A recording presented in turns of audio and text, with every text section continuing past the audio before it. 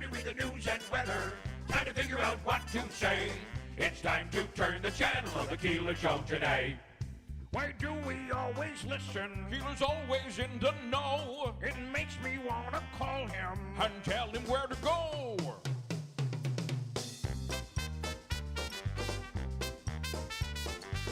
And now let's get things started. Andrew, let's get things started. It's time to get things started. On the most sensational, inspirational, celebrational, Keelerational. This is what we call the Keeler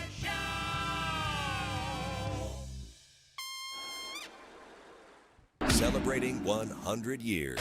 This is Keeler. WIBX 950 and 92.3 FM. Now back to the Keeler Show. Well, you know, it'll be Jimmy Fallon that'll be helping us celebrate that 100-year anniversary. Coming up a week from this Saturday at the Rome Capitol Theater, Jimmy, host of Fox Across America with Jimmy Fallon on WIBX every day from noon until 3.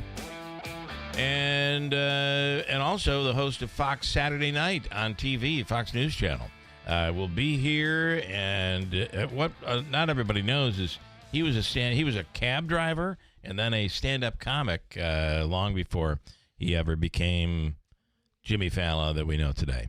If that makes any sense. The stand-up comic is probably, obvious because that's what he's coming to town for. Yeah. But we'll put you right over next to Manaski. Over there, Mr. Reed. Good morning. Good morning.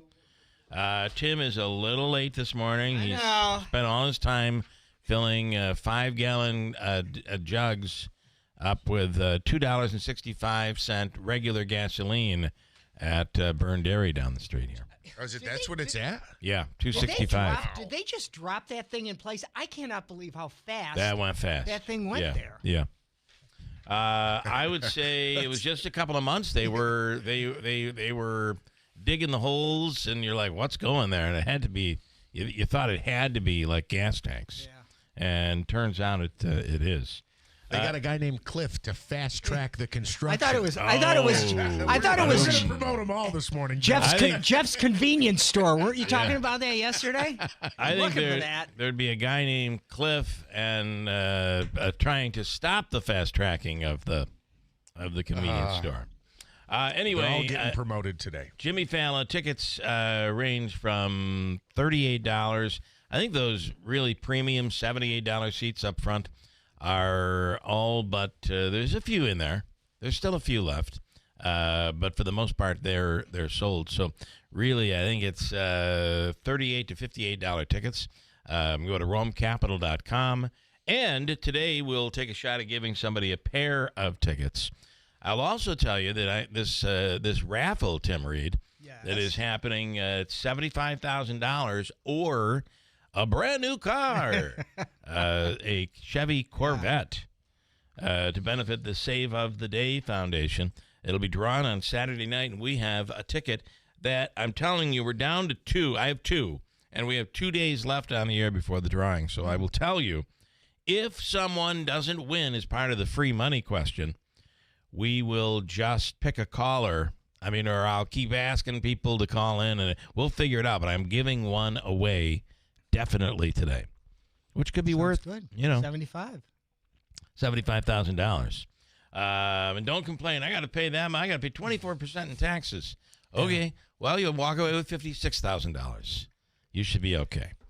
Manaski, a really difficult last 24 hours to 48 hours. Some stories out there that are around the area, whether it be fire or yesterday was a mess. Was it yesterday? The day before was a mess with car accidents and because it was just so slick out there. This has been a rough 24 hours. Yeah, and there's a couple of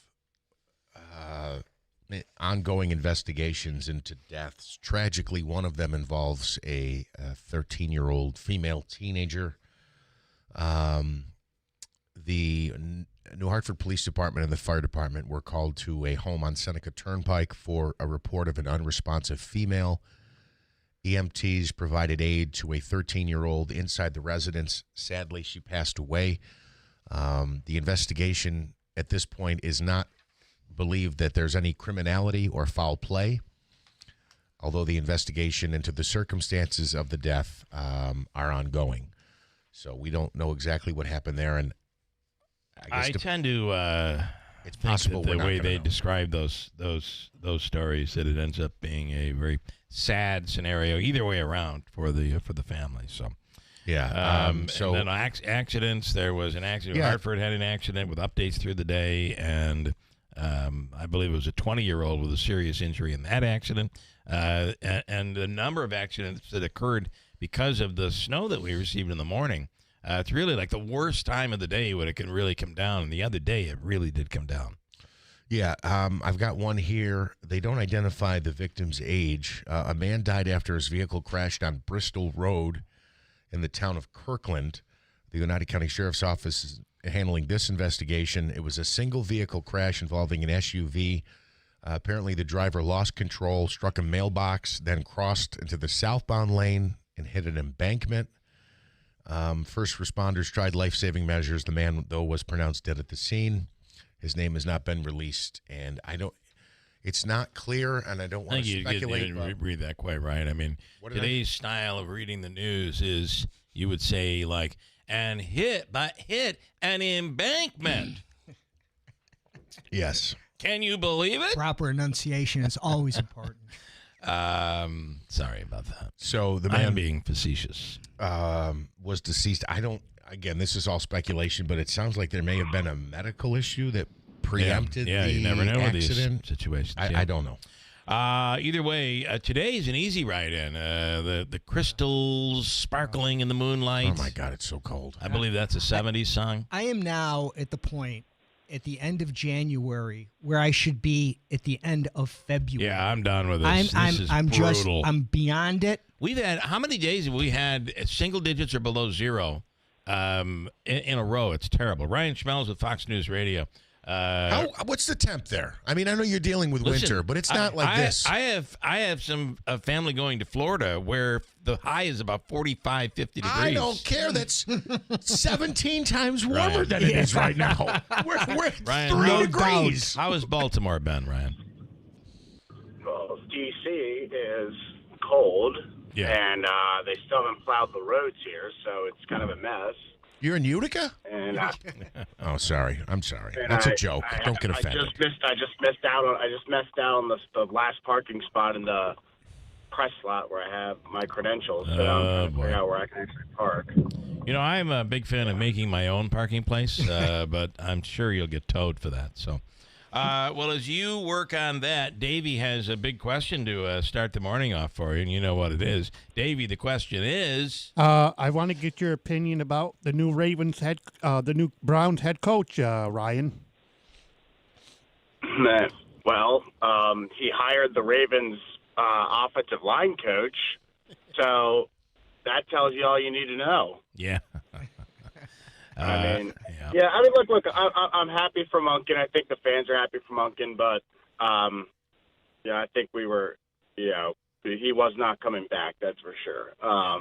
And there was reporting that him and Steve Bisciotti did not see eye to eye, that him and the players did not see eye to eye.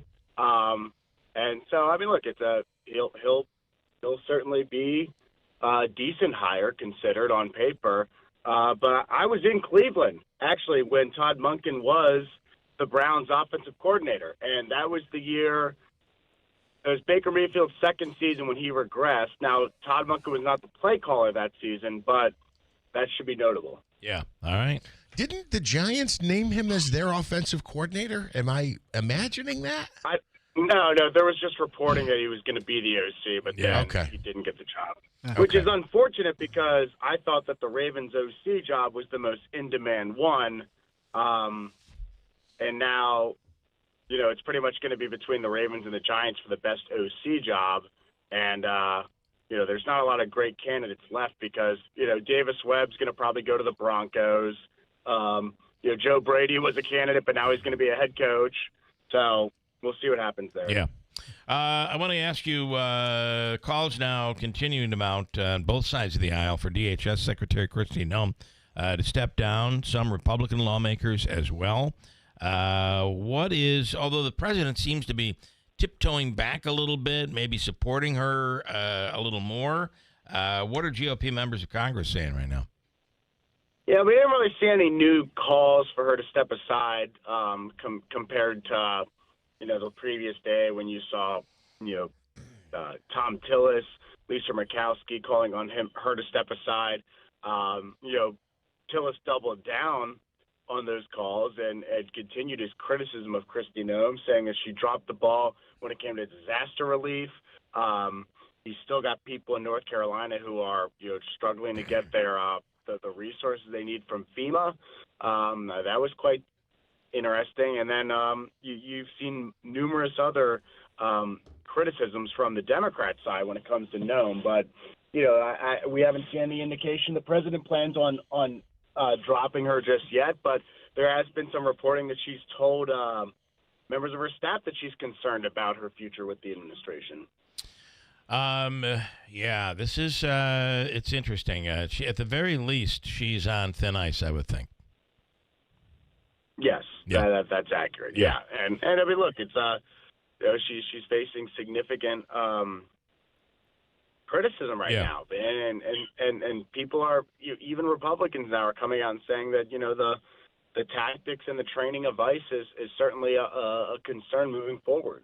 Well, when you think about this, and listen, it's not easy. I understand, and you're putting your lives on the line every single day. Tim and I are both on Crime Stoppers board here locally. The importance of keeping our neighborhoods safe is incredibly important. But when you're in that situation like last weekend, and someone yells "gun," I was speaking with a police officer yesterday who said that does not mean pull the trigger right away. It means be aware there's a gun, and you may have to pull the trigger. But the minute somebody yelled gun, one pulled the trigger, and then the other one did. So, and her response to that and description of what she said happened that did not happen, I think, is sticking with a lot of people. It's just a bad look. I hate to say this, and this is a far more lighthearted than it needs to be way of looking at it. But if you're a Republican running for office here, midterms, this becomes a problem when you go home and you want people's votes. Especially when it was the winningest issue you had. And it might still be, just because Republicans aren't polling as well on immigration as they were before does not mean Democrats have won the country over when it comes to their immigration stance. It's not like Democrats have convinced the American people that they can secure the border, especially when people clearly didn't believe they could secure the border when President Biden was in office. Yeah. So there's that. But this was the issue that Republicans had in their back pocket, and now it's become a political liability. It might still be a winning issue for them, but it's not going to be if it keeps trending this direction. Yeah. Two things. Bruce Springsteen put out a song that is, depending on where you are on this issue, is exploding. He recorded it 2 days ago, and it was released yesterday. It's about Minneapolis. As you might imagine, it's very critical. I don't know if you've seen or heard that. And then are you reading apparently the woman who was the assistant for NBC on the Olympics back in Sochi that went on the trip with Matt Lauer, who claims that she was raped by Matt Lauer, has a book that just came out, and it is brutal. What Matt Lauer did to her, she says he got her so drunk she became unconscious, and while unconscious, he raped her to the point where she was brutalized and said she could barely walk the next day. That I don't know if you saw any of the reports out on that, Ryan, but it is if Matt Lauer thought he was ever going to make a recovery in his career, might want to pack that away. Yeah, I've not seen that. I apologize. Yeah, all right, so. I'm trying to think of anything else I could bring up that you haven't seen. No, you're really pretty good, so it's tough. It's not easy. All right, Ryan, listen, have a wonderful day and stay warm, and we'll talk again soon. Of course, thank you. And good luck on that parking place. All right. I got to tell you, I don't have the Matt any... Lauer thing is really bad. I don't have anything. Did you see any of the reports on it? No. Yeah. I don't have anything good to say about Matt Lauer, and he's certainly what's been alleged against him is really creepy and disgusting, and I hope he gets his just due, whether it's in the afterlife or in prison or maybe by some stranger. But what does that mean? It'll He not got be her prison. so It will drunk. not be. It will not be prison. The statute of limitations is gone. Even on rape, if she's alleging rape. Yeah. There's really. She's just now just telling the story. Remember, it's been what, maybe 20 years by now. A long Is it time. that long? Yeah. Yep. Wow. So, but I guess I'm confused as to. And she didn't have How you anybody that she could described it- talk to. Remember, they were in Russia, so everything was monitored. Matt Lauer was the guy at the Today Show and NBC. So if Matt Lauer wanted you gone, you were gone. She's trying to hold on to her career. She knows that everyone around Matt Lauer, they all depend on Matt Lauer for their jobs, and she felt that she had no one that she could talk to. She finally reported it to NBC, and that was the straw that broke the camel's back because there were, remember, Matt Lauer literally in his office had a remote lock on the door. From his desk, he could lock the door when someone came in. And there were several people that claimed advances that were extremely inappropriate, but this one takes the cake. It's terrible. So, but just. Is there an allegation he put something in the drink? The way you said she said just fed her with drinks and kept feeding her with drinks, and he did not participate in the same way she did. So he wasn't nearly as drunk. But then it goes on. It's an awful story, and she ended up in a psych center after leaving NBC. She tells the whole story. It's really bad. Oh, my God. But I don't think there's any, this is not one of those stories where the guy can say, we were both drinking and it was consensual. Yeah. That's what he's saying. But what she's saying is, no, he didn't drink nearly what I was given, and I was out cold. Yeah. He was drinking Bud Lights and she was drinking Hurricanes. Yeah, yes.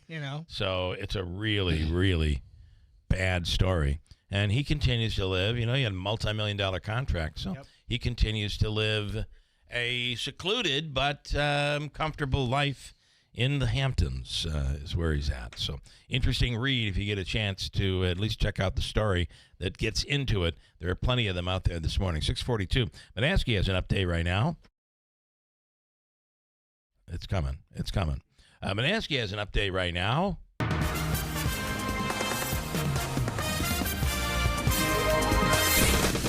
We have clear skies. No update to the temperature. Still at 3 degrees. Or was it 4? Does it matter? It's 6:43. Good morning. I'm Jeff Manaski. Minnesota lawmakers urging Congress. Actually, I hate to tell you, it's gone down a degree. It's now 2. So, just to make you feel that much better. Bill, Minnesota lawmakers urging Congress to delay funding for the Department of Homeland Security until changes are made on immigration enforcement.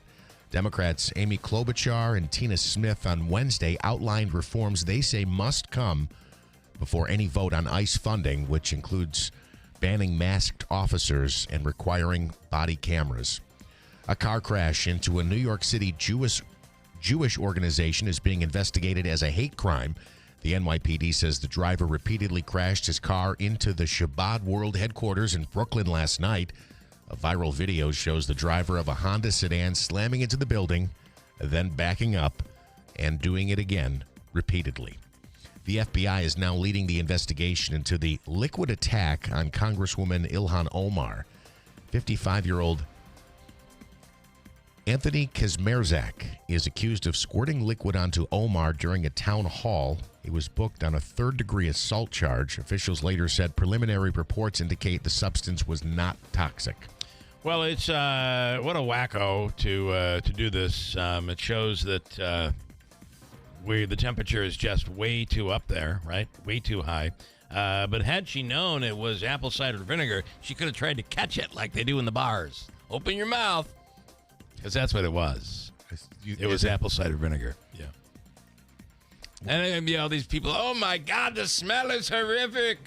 I don't know. I kind of like the smell of apple cider vinegar, to be honest. I'm glad that it wasn't something toxic or Yeah, it would have been very bad. some Or assassination attempt. Or even something like excrement of some sort. Right. I thought that as well. Turns out it was not. But when you don't know what it is and it's sprayed on you, you're panicking. But from this assailant's standpoint, what is the point? Is that a new age fat joke? Yeah. Here, you need a shot of apple cider vinegar? Now you're a salad. Well, I don't know. Didn't Trump already say those dirty Somalis or whatever it is? I mean, they're already. Trump said apparently I'm smell. Sure, I don't know. Sure she arranged to have it done to herself. So Elon Musk is turning his Tesla plant in California into a robot factory. Oh, good. On a fourth quarter earnings call Wednesday, the CEO said he's ending production of the Model S and Model X Teslas that are assembled in the plant in Fremont, California, and will instead convert the space to make Optimus robots. There is a, I think Andrew was telling us the lease on a new Tesla. What do you think a lease on a new Tesla is? How much a month? Lease? Yeah. $1,000? $500. Really? Yeah, you just can't get electricity. That's right. That's right. Good luck, trying to charge that puppy up. So, Bill, Texas, carrying out its first execution in the U.S. this year. Charles Victor Thompson was put to death by lethal injection for the 1998 murders of his ex-girlfriend and her new boyfriend. In his last words, Thompson said he was sorry. He hoped the victim's family can heal and move on. And Costco is being sued over alleged misleading claims about their $4.99 rotisserie chickens. The proposed class action lawsuit says the tell me they're not chicken. Popular chickens advertised as containing no preservatives, but allegedly contain 2 preservatives to control the pH levels and slow spoilage. Despite filing the lawsuit, the 2 plaintiffs said they plan to keep buying the chickens. They said no preservatives, but I've had it out on the counter for 2 weeks, and it's still just as good as can be. It's like a Twinkie. When you get a class action lawsuit for a product that sells for $4.99, what do you get? You get a leg? I'll take a leg. I'd love to know if there's anybody out there that got any of the class action lawsuit money from AT&T. There's a recent one, and I tend to not follow those because you'll get a check for $1.45 in the mail. It's usually by the time they spread it out. But this one I'm hearing, people are getting like substantial checks, like Really? $2,000 checks. Oh, really? Yeah, I'm surprised I didn't. I should have been all over that. If it's true, maybe somebody out there has participated in that. So, Bill, it is 6:47. Here's a look at a bitterly cold Weather Center forecast. Very cold morning, even some light snow and snow showers, but closer to Lake Ontario is where the lake effect bands will set up and give the more significant snowfall. Still slippery out there first part of the day and a few snow showers around and some light snow. Very cold start, teens later. Tonight we're below 0 again, about 5 below. North Country even colder. Might not even make it to 10 tomorrow and partly sunny. Below 0 over the weekend, especially Saturday night and Sunday morning. I'm meteorologist Ray Stijik from the Weather Channel, WIBX, 950 AM and 92.3 FM. Just give me 1 second. I want to extend his forecast here. This is from the Weather Channel. I'm on weather.gov. Yeah. Ready? Yeah. I'm jumping into the weekend. Sunday. it is going to warm up. Yeah. A little bit. Yeah. It won't be single digits. So Saturday night's overnight low is 7 below. But here's where, this is when I talk about the weather depresses me and I kind of struggle. All right, so Sunday, partly sunny, high near 16, but I'm focusing on the partly sunny. Monday, mostly sunny, high of 24. Tuesday, cloudy, high of 26. Wednesday, partly sunny with a high of 32. From Sunday to Wednesday. Now you think we're really warming up. Oh yeah, it'll feel because the way your body adjusts, 24 is going to feel like 54. Yeah. Okay. But my point being, we have like 3 out of 4 days where you might see that globe in the sky known as what do they call it? It scares you. The sun. It's sun. Yesterday it when was we sunny. see the sun, I almost forgot the name. It's been so long. You know, though, if you look past Wednesday, we go right back down to cold weather. It's crazy. Let me bring in take a couple of calls, 315-736-0186. Ann in Rome. Hello, Ann. Good morning. Good morning. I got a story that's going to make you realize how innovative kids could be. Back in 66, 60 years ago, when we had the storm, now you got to remember. Oh, this is the anniversary have, of the blizzard of 66. Yes, and people didn't have snow blowers or things like they have now, even the winter clothes. We were in the house for 3 days. We lucked out because our house was on the corner of 49. So all we had to do was get to 49, but the street we were on was where the oil company was and all their trucks. So they got plowed, and they actually helped us get out. Ah, nice. So we were able to get out. So when I got out, I walked over to the street where there more kids were. Every child got a shovel from their house to the middle of the road, and you could go from the top of the street to the bottom. They made one big strip, and they all shoveled a path to the middle of the road so you could go. It was like a little maze. Yeah. You could go from house to house to house. It was the coolest thing I That's ever wild. saw in all the years. You know, I mean, you got to remember, nobody had snow blowers. Well, and even they the wanted to play. snowplows, Ann, they couldn't do what they do today. Oh, no, not at all. Yeah. But it was really nice. They said these kids today complain, and here's what these kids did with just a shovel. Yeah. They all went outside and played in the snow. A lot of people couldn't get out for a week. It was, that during that time, where I grew up, Vickerman Hill, and I remember I'm 2 years old at this point, but Vickerman Hill, at south of Mohawk, so Mohawk to Richfield Springs, that is called Vickerman Hill. I think it's the longest downhill grade in one of the longest in New York State, but nonetheless. There used to be not as many houses and development along the road. So when the wind came, and they had taken down a lot of trees, the wind came. You had drifting that was just unbelievable. And there were reports of people trying to get home from work at the time. There were a lot of manufacturing in the valley, but snowmobiles, and they were clipping. You could see the antennas of when cars used to have the metal antenna that would go up for the radio. You could see the antennas sticking out, but the car completely abandoned and covered. It took them over a week to be able to clear all that out and get the cars out of there. Well, we were lucky because I had, I lived in an Italian house, and my mother canned everything, and so we had enough food to last us. We probably could have fed the neighborhood. You had a guy a rope like you would with the incense at church. Instead, he had a little string with long hots, and it just created a path going right through the area, melting the snow. It was just glorious. It was interesting, but it was fun. It was a good memory to have. Good stuff. Have a good day, everybody, and I will see you next week. All right. Looking forward to Jimmy. Have a good one, everybody. Where is your seat, by the way? You were there. One of the actually. They've given her a recliner on stage. I think. Ann was so angry the tickets weren't on sale. They got to know her at Rome Capitol and called her and this is a true story. They called her when tickets went on sale. Ann, I'm looking for Ann, please. Would you like a ticket? They're on sale. Now, when you're on the stage, I'm at the first set of seats to the right. To the right, okay. I'll be right at the end, yep. All right. Oh, you got an aisle seat. That's good. Oh, yeah. They're the best. All right, nice. We'll see you next weekend, Ann. Thank you. You too. Bye-bye. All right, let's bring in Wayne here this morning. Hello, Wayne. Good morning. Hey, guys. We could push for Ann for Rome mayor. We could. I mean, she is a name they all know, and she's become Ann from Rome somehow through this program. So I was -1 in '66. So you were born in '67. Is that with the wind chill? Brother's Was that with the wind chill? Or? With the wind chill.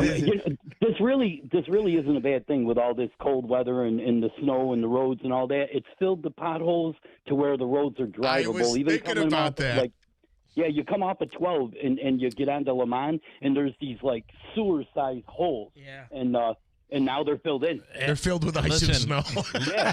Listen, Wayne, I got to tell you. I dread the day. I dread the day when the salt or something thaws. Oh, yeah.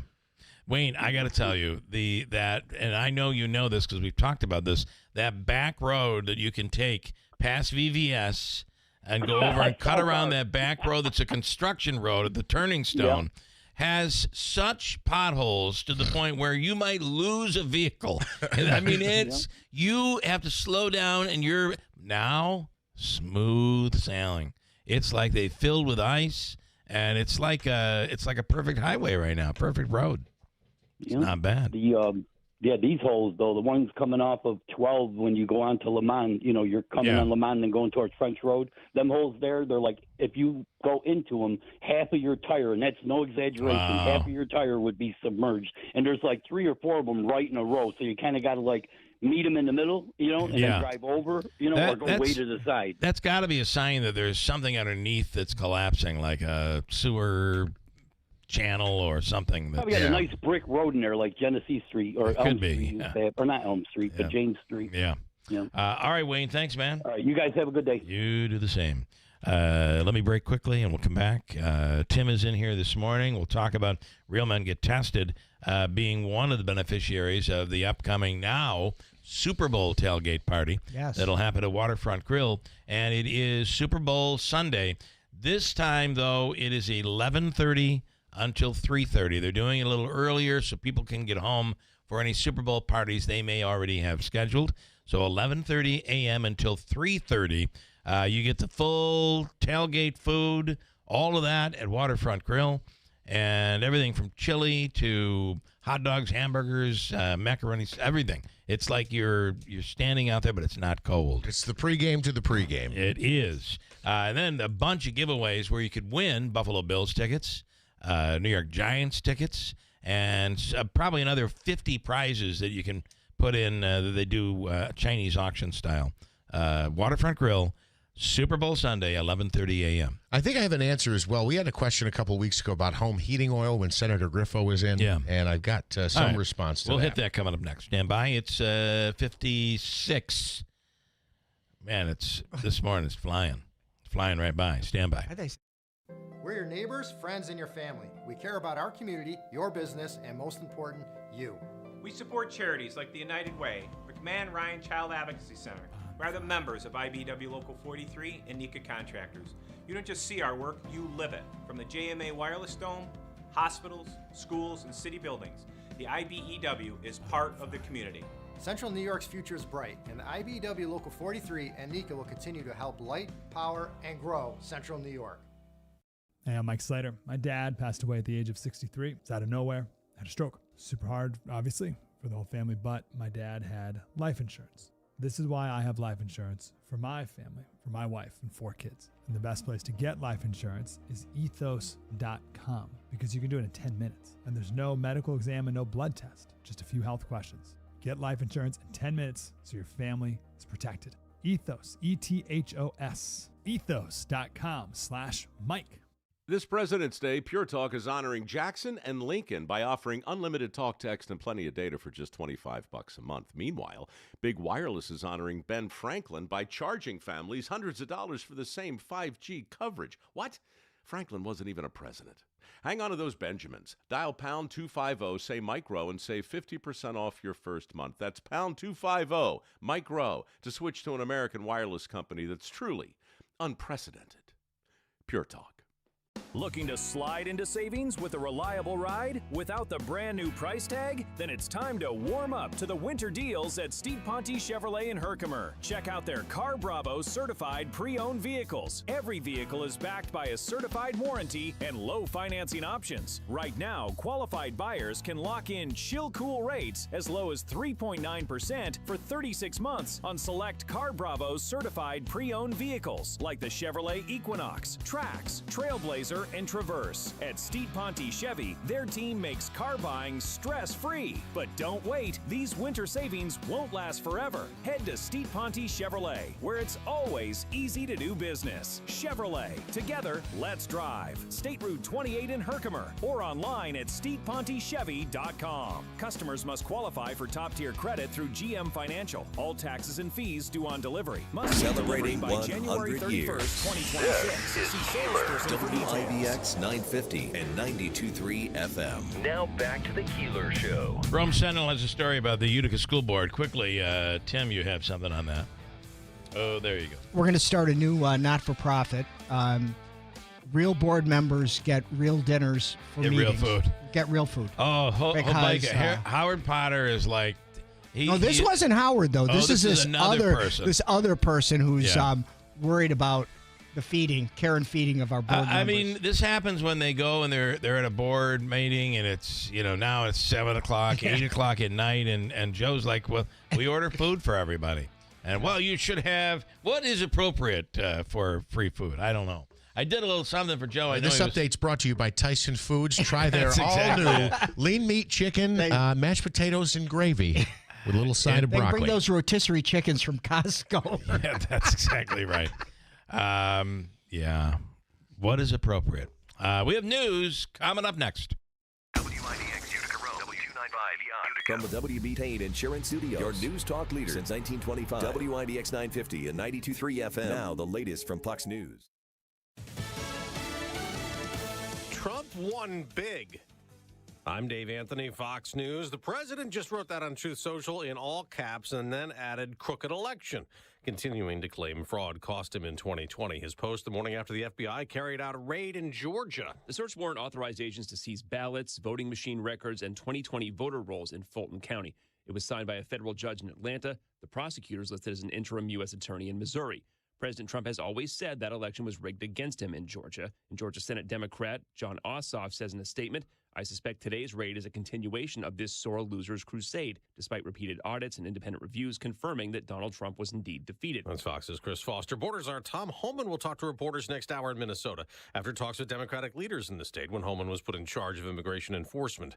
Following Saturday's deadly shooting of a protester that now has 2 agents on leave, there is new video of Alex Preddy clashing with agents a week before. Preddy apparently spits at an official ICE vehicle, kicks and busts a taillight before being tackled to the ground. An organization called the News Movement says it shot this video as part of a documentary. News Movement reports Preddy's gun is visible on him in this incident. An attorney for the family writes, a week before Alex was gunned down in the street, despite posing no threat to anyone, he was violently assaulted by a group of ICE agents. Nothing that happened a full week before could possibly have justified Alex's killing at the hands of ICE on January 24th. Well, that's Fox's Matt Finn in Minneapolis. New Fox News poll. Nearly 6 in 10 believe ICE has been too aggressive. Almost a week after that massive storm hit New England, down to New Mexico, cleanup continues. There are still 100,000 power outages in Tennessee, about the same in Mississippi, where many homes and businesses don't have heat or water. And there is the forecast for another storm potentially to hit the Carolinas and East Coast this weekend. America's listening to Fox News.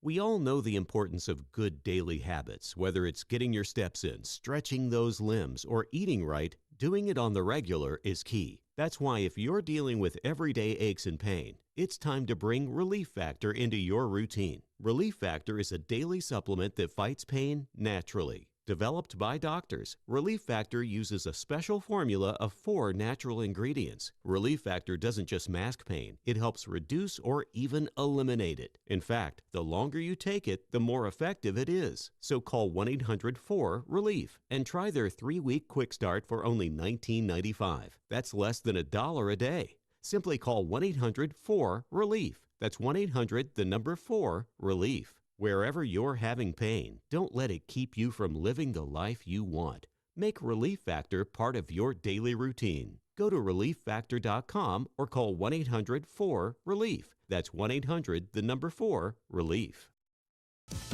President Trump is touting something he thinks will be part of his legacy. Decades from now, I believe the Trump accounts will be remembered as one of the most transformative policy innovations of all time. A provision of the major tax bill passed by Congress last year creates Trump accounts, giving all American babies born between 2025 and 2028 a $1,000 investment linked to market index funds like a retirement account. Now we're doing something much better than giving the next generation a handout. We're giving them ownership of America's future. At a forum on Wednesday, President Trump urged parents to open accounts for their families as more companies announce matching funds and contribution programs. Parents can contribute up to $2,500 annually, with charities, employers, and local governments also able to put more in.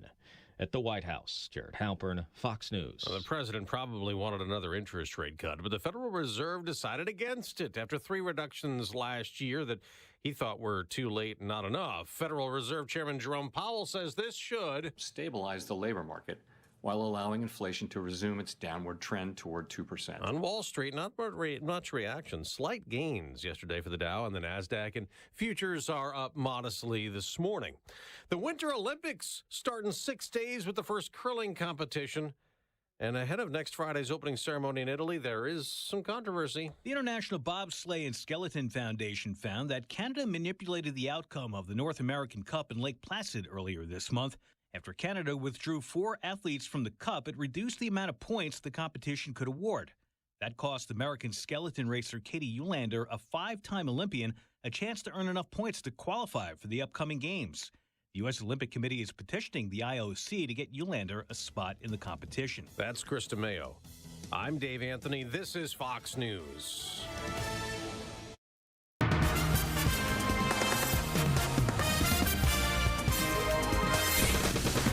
Cloudy skies, 2 degrees. Good morning. I'm Jeff Manaski, WIBX 950 AM, 92.3 FM News Time, 7:05. This news update is brought to you by the new destination Kia of Utica on Commercial Drive in Yorkville.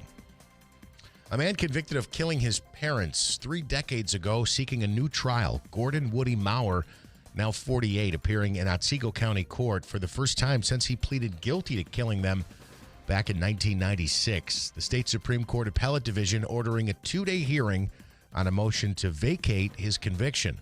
Maurer says he had ineffective counsel and believes that he wanted a trial, even if it meant facing the death penalty.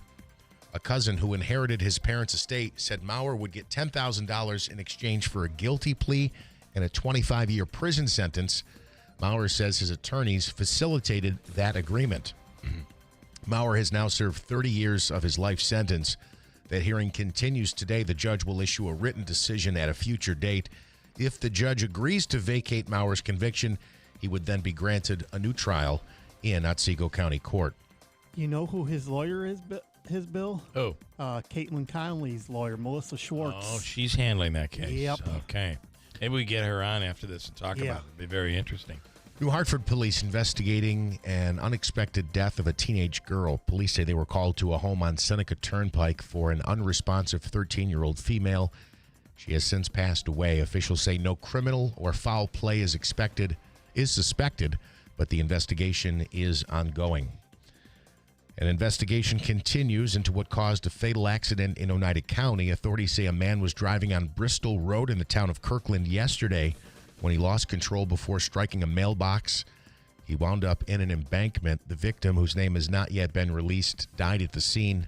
No one else was injured in that accident, and witnesses who may have seen the crash are asked to contact the Oneida County Sheriff's Office.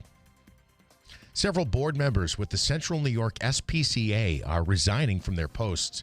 Employees walked out of the DeWitt shelter in a protest earlier this week, calling for a change in leadership and claiming the board has allowed animals to be abused. The now former president of the SPCA board admitted the shelter is understaffed and said she understood why that may frustrate some of the employees. State regulators are planning to visit the facility in the coming days after receiving multiple complaints. And Bill, Congressman Paul Tonko holding a news conference today to discuss immigration and customs enforcement actions in Minneapolis.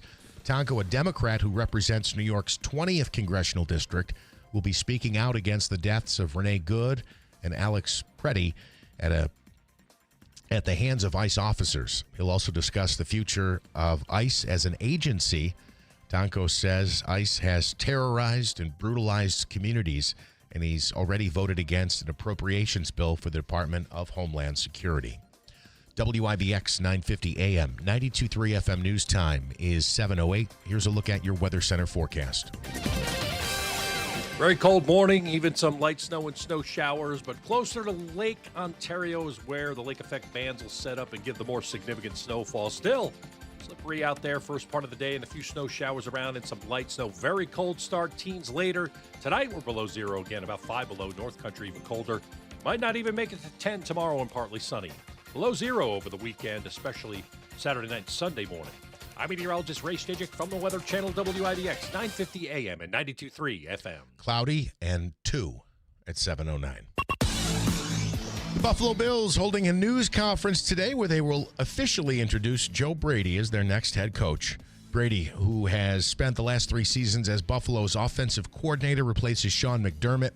The Bills have been a top 5 scoring offense in the NFL during the last 2 seasons, and quarterback Josh Allen was named 2024 league MVP. Brady becomes Buffalo's 17th full-time head coach and hopes to lead the Bills to their first Super Bowl title. My guess is they're going to want Terry Pecula to kind of stay quiet. It's funny, though, because at that news conference where the stuff hit the fan, some of the media reporters were asking, why don't we get to talk to you more often? And I think maybe you saw why. Yeah, because he just created a lot of news stories. They've already got the clown car already pulled up the One Bills drive, waiting for Brandon Bean and Terry Pegula to jump out of it. I don't think Brandon Bean was that bad.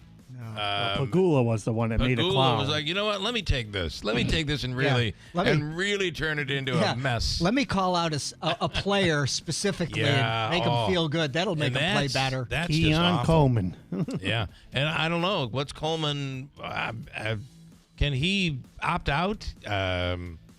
You know what? Before he opts out, why doesn't he try catching the ball? It's a good point. It's a good point because he could not catch the ball. One of the things I wonder is Josh Allen just throws that ball so hard, but you have to when your receivers don't get open, you got to thread a needle, and he throws it to, but Coleman can't catch the ball. Not good. Let's see. The Cleveland Browns hiring Todd Monken as their next head coach. Monken had been rumored to be the next offensive coordinator of the New York Giants. Following John Harbaugh to Big Blue, but that is not happening. He's going to take over as the next head coach of the Browns. It'll be the first time Monken will serve as a head coach in the NFL.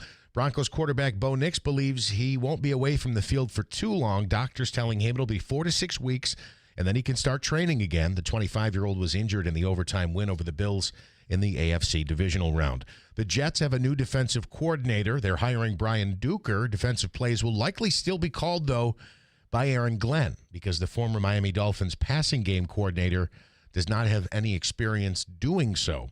Duker wasn't one of the original candidates, but he is familiar with Glenn. He worked his way up from defensive assistant to safeties coach to defensive backs coach with the Detroit Lions from 2021 to 2023. No Hall of Fame yet for Eli Manning, yet. Second consecutive year he was overlooked. The Athletic says Manning was among 15 modern-era finalists who did not receive the required 80% vote for induction. Manning played his entire 16-year career with the Giants, a 2-time Super Bowl winner, 2-time Super Bowl MVP, and he earned 4 Pro Bowl selections over his career. What's the reason for that? If you look at his stats, they're not great. And there's a lot of guys who I don't think are Hall of Fame worthy who have better regular season numbers than Eli Manning. Let's not forget. But he has some great Super Bowl numbers. Yeah, he certainly does in those playoff road wins. Yeah. I mean, when we talk about how cold it is now, I'll never forget how red Tom Coughlin's face was in that win in Green Bay at Lambeau. Yeah. I mean, his face was so red from the freezing blood cells, I guess, in his cheeks. I don't know. It's always been a controversial thing. I remember immediately after Eli retired, there was a lot of talk on Sports Talk Radio, ESPN. Is Eli a Hall of Famer? And there would be a back and forth discussion. And ultimately, a lot of people would land on, look, he was a 2-time Super Bowl MVP, which there's only, 5 guys, 6 guys who have ever been that. And, let's not forget that the Giants derailed that perfect season for the Patriots. Yep. There's obviously a historical significance there. I think he'll get in, just like Belichick. I mean, certainly Belichick will get in. Should get in, probably next year. To be honest with you, even as a Giants fan, I think I'm okay with Eli not being a first ballot Hall of Famer. This was the second time through. Okay, fine, but the third time's got to be the charm. Yeah. Giannis Antetokounmpo likely to be traded. ESPN says he's ready for a new home. The trade deadline in the NBA is February 5th. The Bucks say they're more open than ever to trading their superstar, but could wait until the summer to execute a deal. The Heat, T-Wolves, Knicks, and Warriors are all said to be interested. What else do I need to mention here? The Knicks dominated the Raptors 119-92 in Toronto. The Nets continue their 5-game road trip tonight. They look to snap a 6-game skid when they visit the Denver Nuggets. I think the Pioneers this weekend are, because of a Comets game, I believe, are moved to the Nexus Center. So you have to exchange your season tickets to get a ticket because there's so many fewer seats available. Is that right? How are they gonna do a hockey game at the Nexus Center if they got the home show there?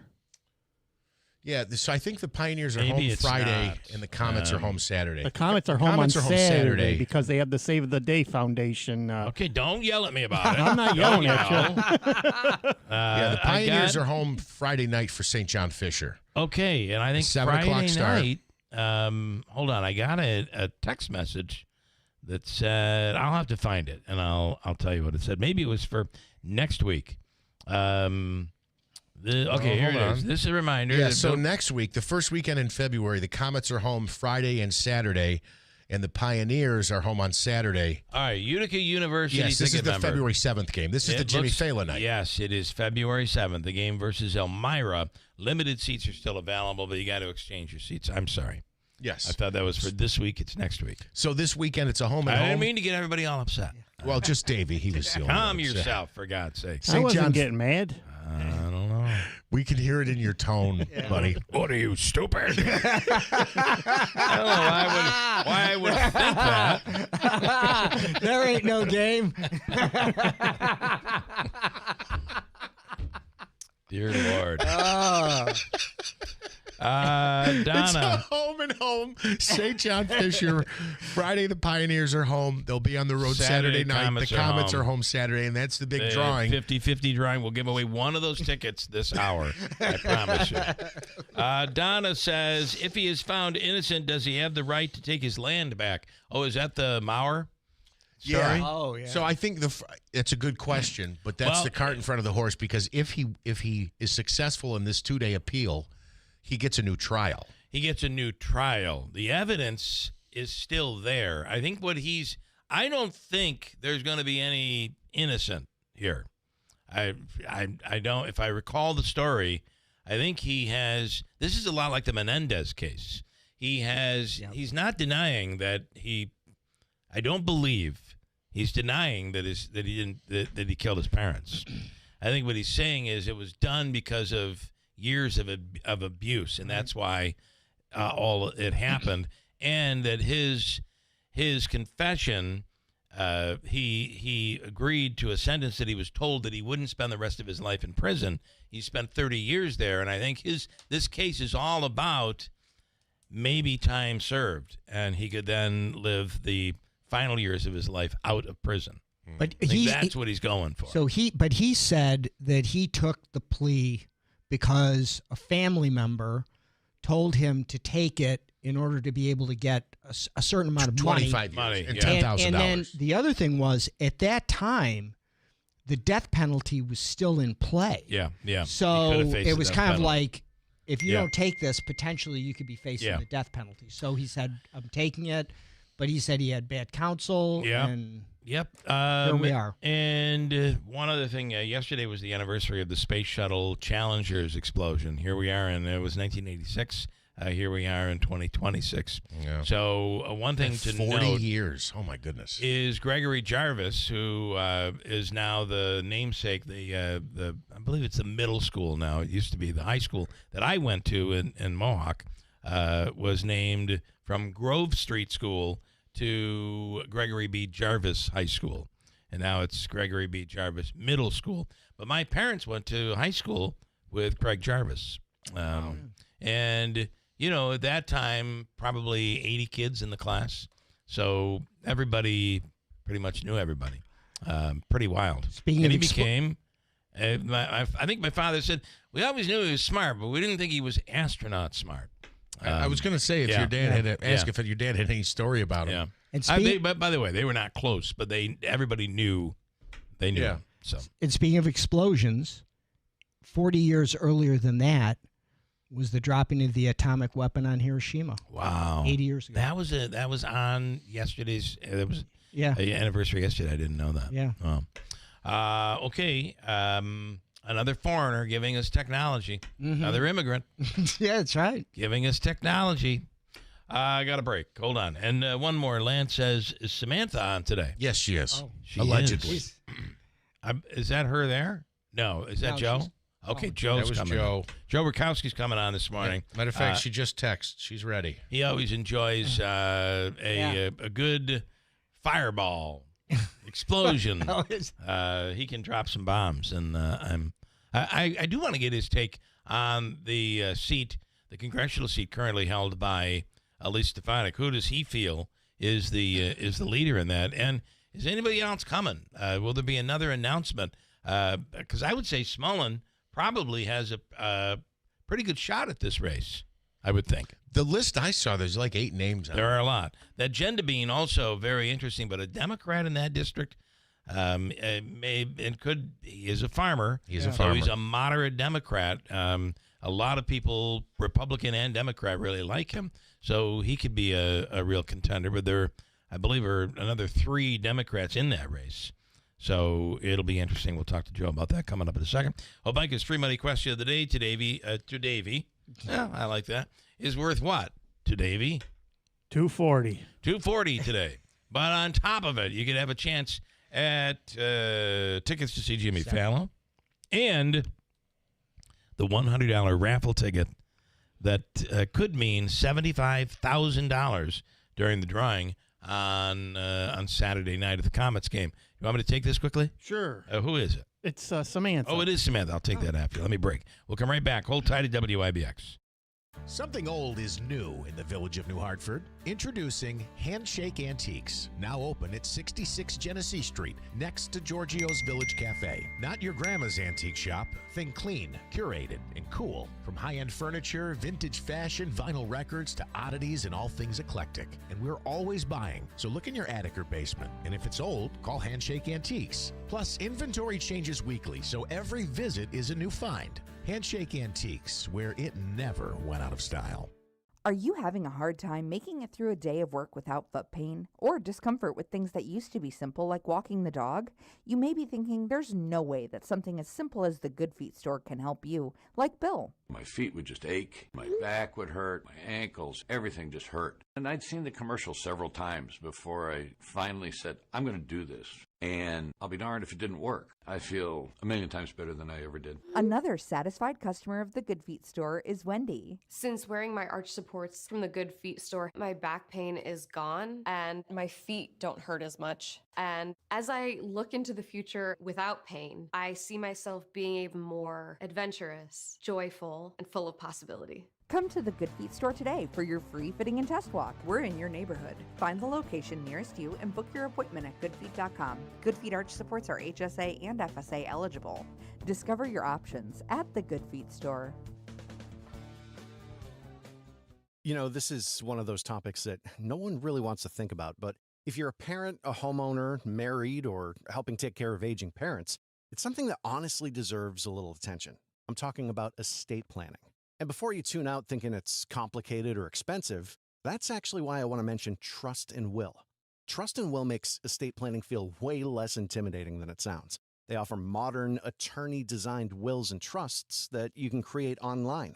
And the process is surprisingly straightforward. In fact, you can create a will in as little as 30 minutes. That includes things like guardianship for your kids or pets, how your assets are distributed, and even healthcare directives. Don't wait until it's too late. Protect your loved ones with Trust and Will, the most trusted name in online estate planning. Go to trustandwill.com/news to get 20% off. That's trustandwill.com/news for 20% off. trustandwill.com/NEWS. Hurt in a car? Call William Attar. 315-444-4444. You're listening to Leaf Filter Radio, and the guru of gutter protection himself, Chris Coonahan, is here to take your most pressing leaf-related questions. Hey, everybody, Chris here. I understand we have Ron on the line. Ron, where are you calling from? Uh-oh. Ron, are you calling from a ladder? Well, I I was. I wanted to ask Chris what I need to do to get my gutters ready to have leaf filter installed. Oh, Ron, you don't have to do anything. A Leaf Filter Trusted Pro will come out and clean out your gutters, realign and seal your gutters, and install a Leaf Filter, America's #1 gutter protection system. So I didn't need to get on this ladder? Ron, Leaf Filter Trusted Pros are in your neighborhood and ready to help. Just visit leaffilter.com/deal to schedule your free gutter inspection and get up to 30% off. Thank goodness. What was that site? To get this special radio offer, go to leaffilter.com/deal for your free gutter inspection today and get up to 30% off. That's leaffilter.com/deal for up to 30% off. leaffilter.com/deal. See representative for warranty details. Hey, it's your radio buddy Jimmy Fallon, host of Fox Across America. We're talking politics, pop culture, and comedy, minus all the rage and finger pointing. It's real talk for real people who just want to laugh, think, maybe learn something along the way. So join the fun weekdays at noon right here on WIBX 950 and 92.3 FM, Central New York's home for talk that's smart, honest, and just the right amount of crazy. Fox Across America with your main man, Jimmy Fallon.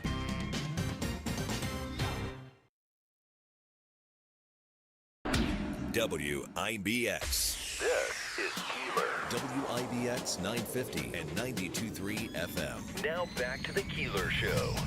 All right, a couple of things to get into. Coincidental occurrences. What would we call this? You guys describe it afterwards. This is first off, Wayne, about the inflation that's out there. How about the inflation on chicken wings? They were 10 cents each, $10 for 100. Now $1 each, and 100 will cost you $100. All right, so what did you mean, from a pizzeria? Yeah. Wayne, you're way behind on this. First of all, I remember as a teenager, early 20s, places would do promotional 10-cent wing nights, right? So you come in, was it even 10-cent wings? No. They would do 50-cent wings. You get 10 wings for $5. Yeah. Okay. But I will say this. If you order from a pizzeria, you're still even paying. This was 5 years ago, 4 or 5 years ago, when the price of wings shot up. If you'd order 10 wings, it cost you like $22. Yeah. Now it's come down to, if you order 10 wings, it's still in the range of $13 to $16. I'm telling you, I started doing this and I'll never go back. Go to the supermarket, buy a tray of chicken wings. You got to cut them yourself, right? It's the one wing. You got to split it in half, then you got to cut the little tail off. But for like $10, you can get 28 to 30 wings. You just got to cut them yourself. I'm telling you, it's a great deal.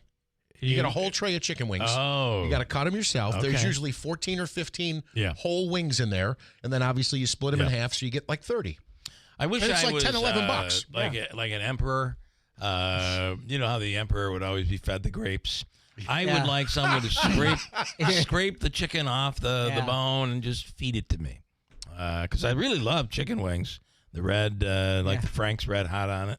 You know, but you wait until 7:26 because your wife's up listening to this. Stinking mess, though, when you're eating them.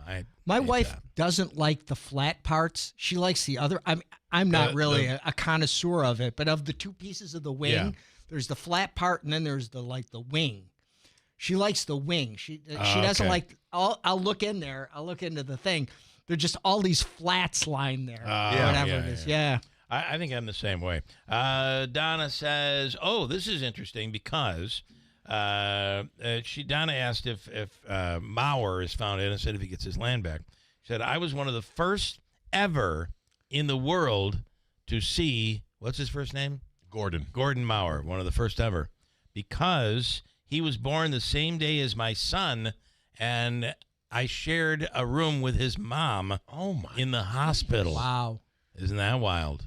That is wild. And then, so what would you call that? Coincidence? Coincidental? What would serendipity? I don't know. Yeah, What is that? I don't know. Yeah. It's something. Somebody's yelling at the radio. And then my friend Sandy, we went to high school together. And she said, fun fact, my mom could either date my dad or Greg Jarvis in high school. Wow. And she chose my dad, and the rest is history. Wow. Yeah. My guess is her mom made the right choice. Right? Because it didn't really end well for or maybe she would have been the one to say, you are not going to be an astronaut. What are you, stupid? Cut these chicken wings. You're going to work at a pizzeria and you're going to the moon. You're going to the chicken kitchen. wings. What is your favorite to the moon? To the moon. Oh, the honeymooners. Yeah. Pow, right in the kisser. On the line right now, Samantha Colosimo Testa, who, by the way, was in Gregory Jarvis's. No. There's no coincidence connection here. Good morning, Samantha. Good morning. Good morning, guys. How are you today? Okay, you're all business. We're going to get right to it. Public safety complaints I have here and things you're hearing from residents. What's going on? I mean, obviously, in regards to, the discussion at the last council meeting, it was brought up of the fact that there were ICE agents, obviously, in the city of Utica. Deputy Chief Doonan did a fantastic job of explaining that, obviously, it was an ICE agent. It was Utica police officers canvassing a shots fired incident, and then went into the policy of, what the city of Utica has done, who they've worked with, so on and so forth. So then fast forward about a week later, there's a Facebook post from a council person, obviously the first ward council person, Katie Ayala, in regards to the police department, their operations, and so on and so forth. So I'm like, oh, wow. I was like, this makes sense, good video. Then you get to the tail end of the video, and it said that political leaders inside the city, aren't doing enough. They are looking at it like it's a, Midwestern, I can't even remember off the top of my head what it said, but basically that the political leaders inside the city, aren't doing anything. And then it's like Thelma and Louise. What do you mean not doing anything? Like that maybe? I'll read it specifically. Okay. So hang on one second. So it says. Man, I got to tell you, Katie Aiello gets under your skin. Holy crap. I saw this video, too. She doesn't get under my skin at all. But I think that it's incumbent upon elected officials to at least, if you're going to go out and give information, and I'll tell you in quote, frankly, I've been disappointed that some of our political leaders have been afraid to or not convicted enough to engage on this issue. Only response we really heard on this matter is some vague reassurance that we're not the Midwest, as if fear is misplaced. So then there was another component, again, Thelma and Louise. So then Heather's got to respond. This administration has created Utica United. It's time to stand by that, communicate clearly, and address rumors and reassure our community. I stand with Katie in the message of the city. So I guess that's my point, that you're telling residents not to fearmonger and not to incite fear. And you go through this nice video, explain everything, and then say that our political leaders inside the city aren't doing anything. So if you go back, obviously, in January of last year, you go back in July of last year, you go back into September, and you go back up to recently, again in January of this year, the city of Utica created a policy. And in that policy, they worked with the Refugee Center, the New York State Attorney General's Office, and the Federal Immigration Control and Enforcement. All right. And in those efforts, in talking with Chief Williams and talking with the deputy chief, along with the administration, is that they have had clear and concise communication with each of the refugee centers, the Refugee Center, the federal administration, and along with the New York State Attorney General's Office.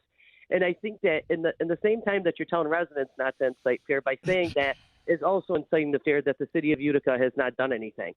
And I think Chief Williams did a phenomenal job on your radio interview and another radio interview, being explaining what's going on.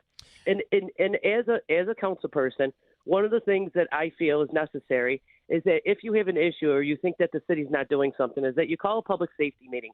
You go through each of the steps that the city has done, and you will realize that even as recently of that video, which was a week prior to these videos being released, is that they went through it and they talked with the neighbors and explained to them. They talked to the refugee center. They talked to the communities that we're posting this in fear of that it was an ICE agent. And I think that it comes down to the fact that it's like constantly you're having to react to these videos, because now you have people saying, well, why isn't the city doing anything? Right. Why isn't the city doing anything when in actuality they are doing something? Yeah. So it becomes frustrating after a while that, we went through a week from our council meeting to when that video was posted. And you could have said, hey, can we call a public safety meeting? Really get to the chief and, understand what's going on, of what the city's doing in order to be reactive to the situation and proactive. I would think that under the current circumstances, the political circumstances, I would think that staying I'm not sure she's asking for the city to stand up and say, here's what we won't allow, this is what we won't do. I mean, I think kind of flying under the radar right now, you're better off. We are a big immigration city. But legal immigration. Again, there's a difference here. But not always. Not always. There's plenty of people. I think that if you even look back to when ICE was here, there was 2 confirmed reports of ICE in the city of Utica. Yep. One, they arrested a 50-year-old man on war crimes from their own country. So again, I agree with Jeff to the fact that a majority of the people, and again, I teach in an area that has a big refugee population, and a majority of my students are born residents of this, born in the United States. But it goes back to the fact that, again, even after a week after those reports were not confirmed, and the city was taking a proactive approach, especially our police department, and working with the residents to reassure them that was nice. Yeah. A week later to rehash that video, Yeah. I guess goes back to the problem and not specifically stating what the city has done in order to be proactive in those situations. There's a chance that the thought is that'll get a lot of clicks and a lot of views. Well, and I think that's really what it comes down to. And if you look at the national level, the majority of how these people get to the platform that they are based on inciting fear in what goes on in their communities to get to that bigger platform. And it's really, and again, it goes back to the point where it's really frustrating. Yeah. And I have the utmost respect and trust in our police department that, they are proactive in everything that they do. What we probably don't know is that law enforcement here locally, not just Utica, but locally, is working with the federal government to make sure that the key would be, I would think, is that if ICE is coming to town, they would communicate with, so you have local police on the scene to prevent the type of stuff that's happened in Minneapolis. But I think to scream to from the highest mountain right now is not the answer. Well, and I think you go back to look at the national issues that have happened in the past, not just what's going on with ICE and so on and so forth, but what happened with the George Floyd case and stuff like that.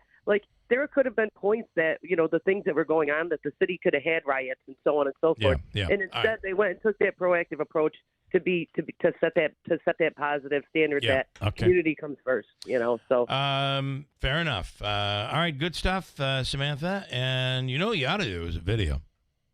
Never. Ever. I never even I don't even watch myself ever again. I don't want to listen to my voice. I rarely listen to radio interviews again. Well, I do know what that feels like. So, all right, interesting, good stuff. Thank you. We appreciate the update. Sorry we missed you the last couple of days. So no, that's okay. And I've had a lot going on these past couple of days, but I did want to tell you that going back to the Pie Oh My video, you do have 2 new challengers coming to the telethon for the treadmill challenge. Okay. And we might bring our horse and ask for a big donation, from the first ward council person, Oh, I thought you were telling me Christy Nome was coming. She was bringing a horse and a cowboy hat. Apparently not. All right. Listen, shout out to our DPW for doing a fantastic job, even though Jeff said they didn't earlier. I was joking. Stop it. I was joking. All right, That's Samantha. been the knock. I'll never forget the one snowstorm. This is Palmieri was in office, and I don't know what happened. But he smashed his head into the dash. He got concussed. So I could drive one of these. Listen, it wouldn't be a winter if we didn't get a chance to bring that up. Yeah, that's true. I'm sorry. The Utica DPW and collectively, I think they've done a great job. I want to say that because sometimes I joke. Samantha Colosimo Testa, thank you for the time. Have a good day, guys. Tell Ty O'Mai I said hi. Thank you. All right. All right, Davey, I'm going to scratch news here because we're running late. Joe Rakowski's coming in a second. He'll hang with us. And let's do Habaika's free money question today. Now, this is complex. The question itself, number 1, is worth $240 bucks. $240 from the Habaika Law Firm.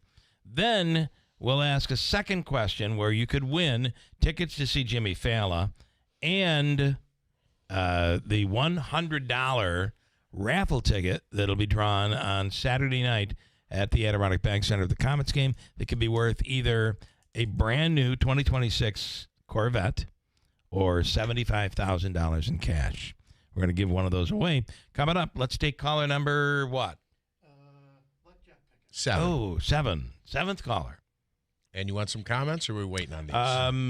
Let's do quick comments. 7th caller, 736-0186. Right now, caller number 7. Okay, Matt says on the chicken wing conversation, you need to go to the Alamo in Poland on Wednesday nights. Their wings are half off. That place is good. Yeah, I've been there. Different flavors. Last night they had pomegranate blueberry and pomegranate molasses. Wow. 12 wings for $7 or $8. By the way, that's a discounted price to get people in. I'm telling you, if you order from a pizzeria, you're paying more than that. We are going to be at Wing Wars at the Harts Hill Inn. Davey and I will be there on Saturday. This weekend, which is a great event. I'm one of the judges. And you get, on the creative side, there's always a creative category. I've had them with, like, Fruit Loops or something on them. I mean, you can get some crazy chicken wings, but really good chicken wings this weekend. Let's see. Dan in Stittsville says, hey, guys, you mentioned the Hiroshima bombing anniversary. The bomb was dropped August 6, 1945.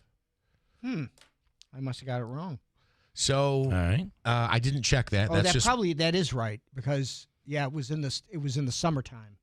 Germany had fallen, and then Japan was a few months after. So I'll just dig into one of my World War II movies on YouTube tonight. We'll figure that out. Lance and Lee, I was supposed to ask Samantha. Here's Lance's theory.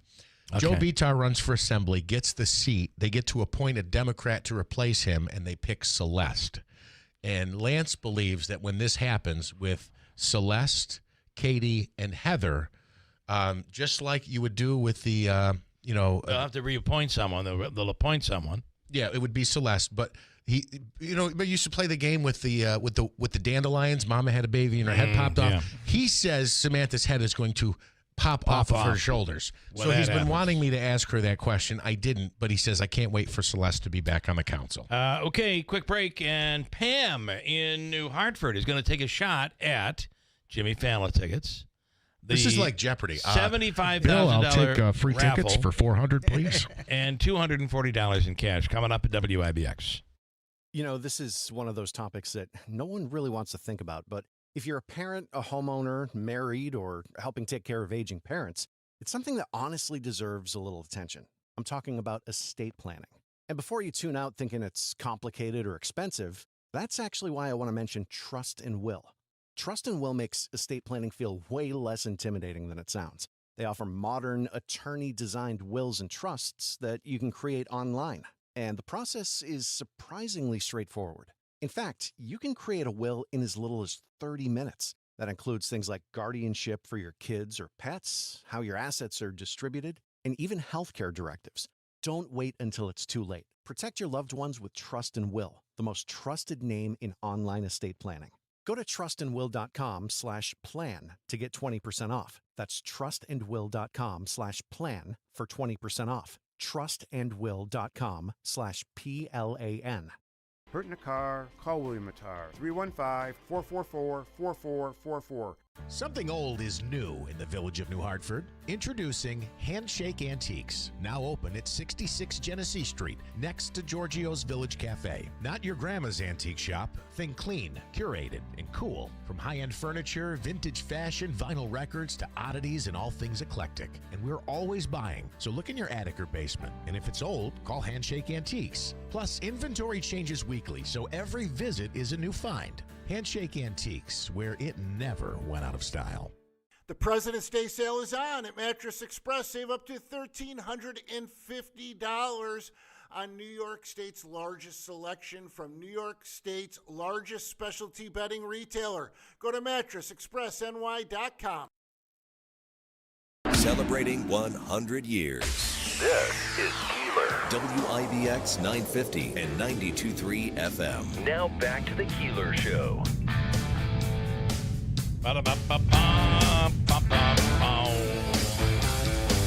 right, it's time for Obika's free money question of the day, and it is worth $240 plus bonus stuff. Follow that arrow right there. Be right on that arrow, Joe. It's worth $240 from the Obika Law Firm.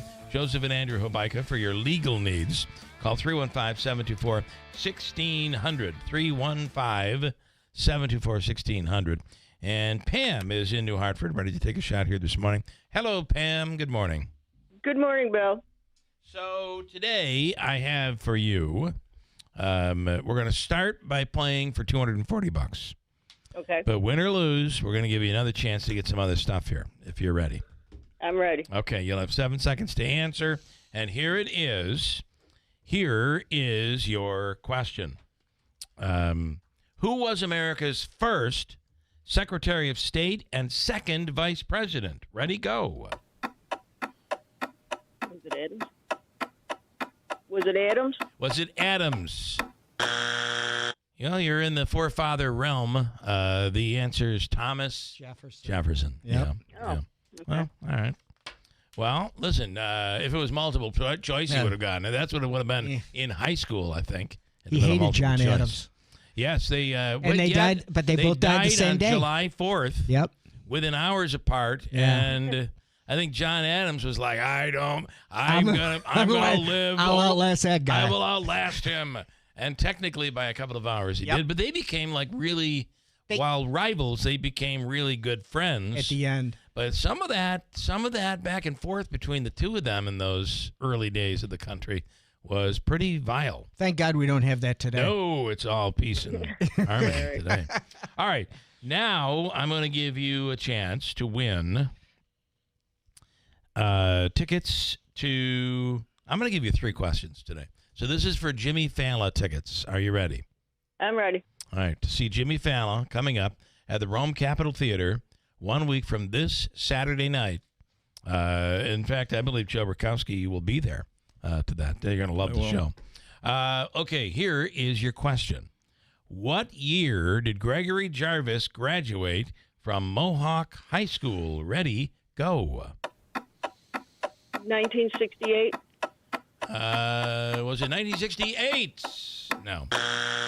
It was 1962. Oh. Yeah. That was a good guess. That was a good guess. In You the were in the ballpark. you were in the ballpark. All right. What can I give her now? Now this is for the raffle ticket. So you can buy these right now online. Go to saveofthedayfoundation.org, and it's $100. There'll be no more than 2,000 tickets sold. Right. Right now, I think they're only at like 1,300 tickets that have been sold. So the odds, 1 in 1,300 right now, that's pretty good. But you could win $75,000 or a 2026 Chevy Corvette. Are you ready? I'm ready. I'm not. Sorry. Sorry. All right, I'm gonna have to give you a repeat. Okay, here we go. Here is your question. Who was the ancient Greek god of the sun? Ready, go. Oh. Soul? Here's your question. It was Sol. Yes. Here's your question. No, just kidding. Who did Rocky fight in the movie Rocky? Ready, go. Yeah, he's right. Say it. Oh, God. It was Apollo. All right. We tried telling you. Davey, give her the listen. When you have the ticking going on in the background, it's a very big stress factor. Yes, Davey, you're gonna hook her up, right? Okay. Give her the all-in-one food and fun card, and then Davey, take you stand by, Pam. Thank you. Okay. All-in-one food and fun card is $25 gift card, and then caller number 10 right now gets a potentially $75,000 raffle ticket. Caller 10 right now. If you want to buy them, you can go to saveofthedayfoundation.org. Caller 10 right now, 315-736-0186. You don't have to do anything. You'll just win the tickets. Or the ticket, I believe. In studio right now is Joe Rakowski. You knew all of those. No. Okay. All right. Okay, Joe, I wanted to... Who do you think is the leading candidate right now in the 21st congressional race? What do you think? On the Republican ticket? Well, it could be, yeah, I guess, because I have no idea where they're going with the Democrats. And it's such a Republican district, it's going to be very difficult. We got 2 candidates. There's Rob Smolin and Sticker Mule. Yeah. Sticker Mule's doing what he's always done, and he says he's self-funding his campaign. I don't know if he's gotten any contributions, but Smolin's out there kicking. I think he's doing a good job. Yeah, I think he's doing a good and job. Meanwhile, you've got Sticker Mule calling him an effing coward. It's terrible. Terrible. We did have... Isn't another name for a mule jackass, though? Yes. Maybe. Yeah. Should we refer to him as sticker jackass from here on out? What a dirtbag is what I wanted to do. Have you heard his recent interview? He's had... Yes, I've heard that. Unbelievable. Yeah. Well, listen, he did the same thing to us twice. But he says I'm obsessed with him in the bathroom. Okay. No. He was like, I just asked you to come in. Yeah. If we'd have said, now here's Joe Rakowski, and you said, wait a minute, I got to run to the bathroom. And then he runs to the bathroom, and he's gone for like 5 minutes. And then come back, he's all jacked and ready to go. Oh. You come up with your own conclusion. I have no idea. I didn't see that one coming. I don't.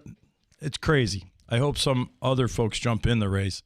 To have more candidates, in my opinion, would be better. Right now, we got 2 guys. And there's time left. I would like to see more candidates personally. I would too. And I keep hearing there may be another one. Davey's telling me he was in the hallway slapping him in the face, like before you box. Like really? Like slapping him up. Then he came right in here. He was all riled up, ready to go. Interesting. Any interest you jumping in? I mean, you had considered it before. That's why you're here, Joe. You said more guys want to get in. Is this a ploy here? Okay, so this race, no, I will not be running, and I'm very interested. Very interested only because I want a good outcome for this. And since I've said I'm not interested, I've had a handful of people approach me and say, you got to run. You got to run. You just can't do it right now. We've got my business and the work that's coming in the local area from Micron to Chobani has us just doing double time. There's a lot coming at this region for heavy civil construction, and that's what I need to be on top of. Well, there's between Micron and Chobani, as you've said, enormous opportunity. I don't think everybody realizes the impact. I was at the celebration in Syracuse on campus there.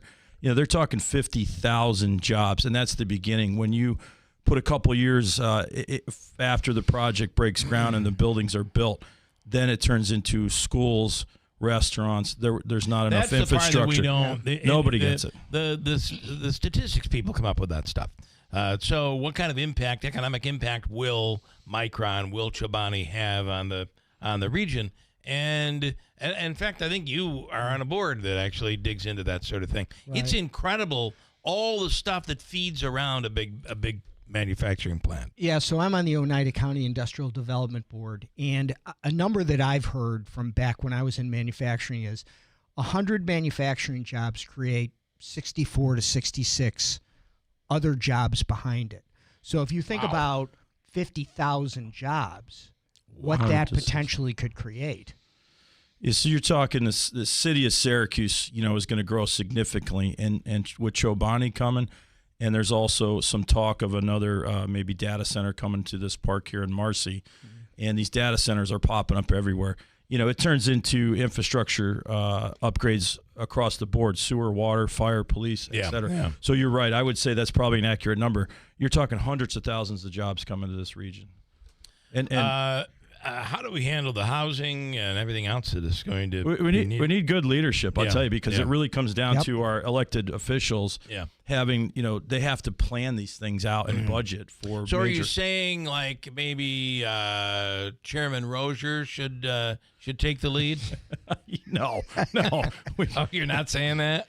I hope that story ends soon. Yeah. We need better leadership in that. Yeah, I mean, and that's what you're talking about, because I do think we're in the best position right now to succeed than we have been, which is why would we want to rock the boat right now? It doesn't make any sense to me. But, to Joe's point in regards to talking about housing and things like that, it's very similar to what the state's take is in regards, we were talking about the electric school buses.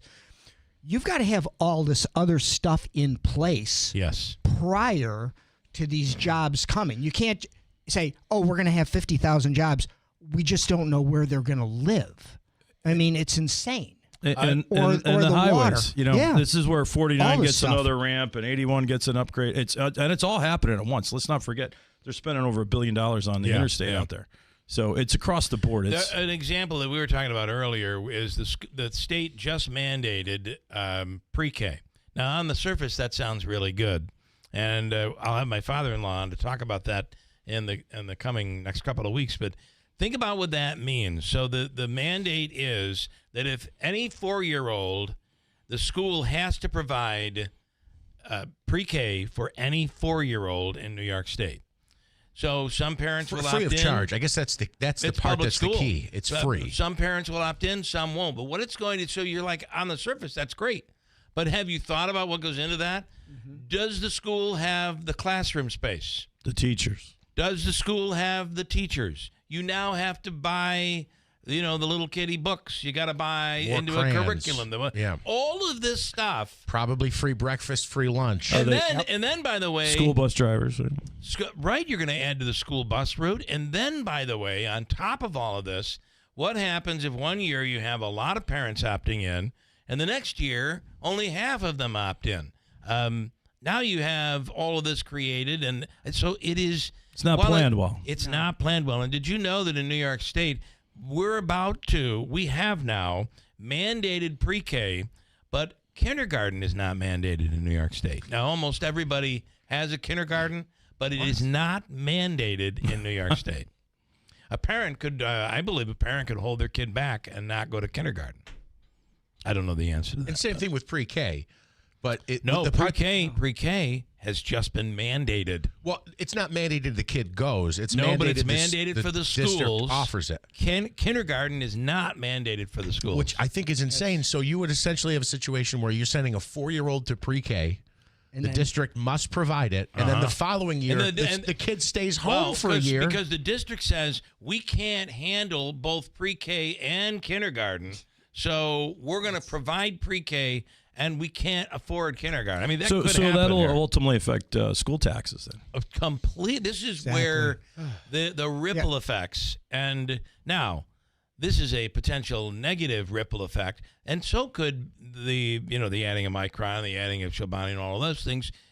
Because you've got to have the housing, you have to have schools. Will see an increase. So this is coming out of the governor's office, right? So if the Republicans win the governorship and they reverse it after we build this infrastructure, right? That could change everything. This is like the electric cars. I mean, we spent billions on making stations for electric cars, and then they're kaput.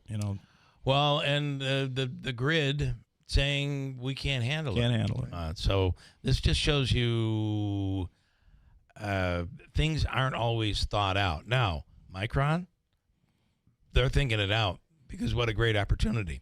Chobani, what an incredible opportunity for the region. But we gotta move on this stuff fast. And I do believe it takes entrepreneurs like you and your wife who can help play a role in all of that stuff. Yeah, so we actually have we've been hired by the county to install sewer, water, and storm from the city infrastructure to the site.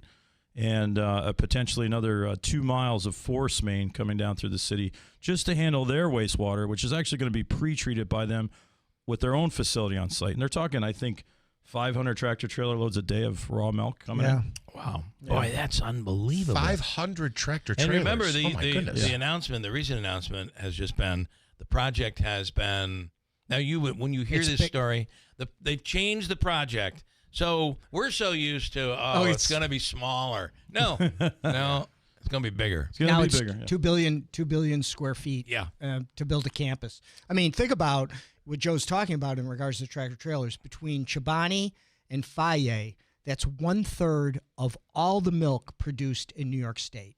So the big thing for them now is to try to get the dairy farmers to start increasing their herds, which, I mean, that doesn't just happen. Yeah, I mean, it takes years. And I want to make a point. We're all talking about immigration. The current policy right now is who's going to milk the cows and pick the vegetables if they? Yep, it's a real issue. It is a huge issue. And for the agriculture world, all they're saying, this is not a Democrat or Republican thing. They're saying, damn it, do your job and fix this thing because we need these people. I think they got the policy wrong, to be honest with you, in Washington. I mean, there's so many. If you remove those workers from the workforce, coast to coast, you're not going to have vegetables or milk on the shelf. You agree, though, that we should be removing the rapists and the murderers and the killers. Well, I mean, I'm ex-law enforcement. Yeah. I don't see. I mean, I've done warrant service and I've worked with the DEA and all the different agencies over the years.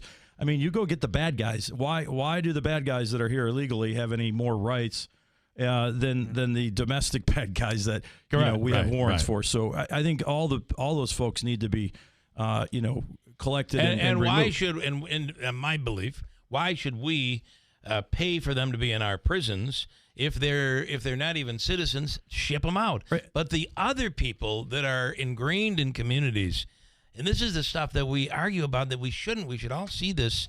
When was the last time you were at a hotel? Just look at the people that are making sure your sheets are clean. I had two agendas if I was successful in running for Congress, and one was to get with DOJ. I know more about the federal government than most with my contracting business, and I know a lot about what is wrong with that. So being part of a solution, with government, particularly highway infrastructure, et cetera, would be my expertise. But the immigration policy, I think it's such an easy fix. If you've been here and you're here working and you're productive, get them on the tax rolls. They should be paying taxes, and then give them a program to become a citizen over time. We just talked about this yesterday. I completely agree. And the other thing to think about is, we kind of touched on it yesterday also, is if you have some brilliant rocket scientist out there who just so happens to be from a foreign country, should we get them or let China have them? Right. Come on. This is. Well, they're already here. I mean, they're working. Right. But we don't want to get rid of them. Again, though, legal versus illegal. If you have papers to come work here, I consider that documented. Quick break. We'll get into this more coming up. WIBX Utica Road, W295 From the WB Tain Insurance Studios, your news talk leader since 1925. WIBX 950 and 92.3 FM. Now the latest from Fox News. What will Tom Homan say? I'm Dave Anthony, Fox News. The border czar will talk to reporters in a few minutes in Minnesota after President Trump put Homan in charge of immigration enforcement there after all the anti-ICE anger that grew over Saturday's deadly shooting of a protester. Minneapolis Mayor Jacob Frey talked to Homan this week and tells CNN. He did not make a commitment to ending it on any given timeline. However, my hope, my expectation is that the troops and the agents we're seeing will be drawn down.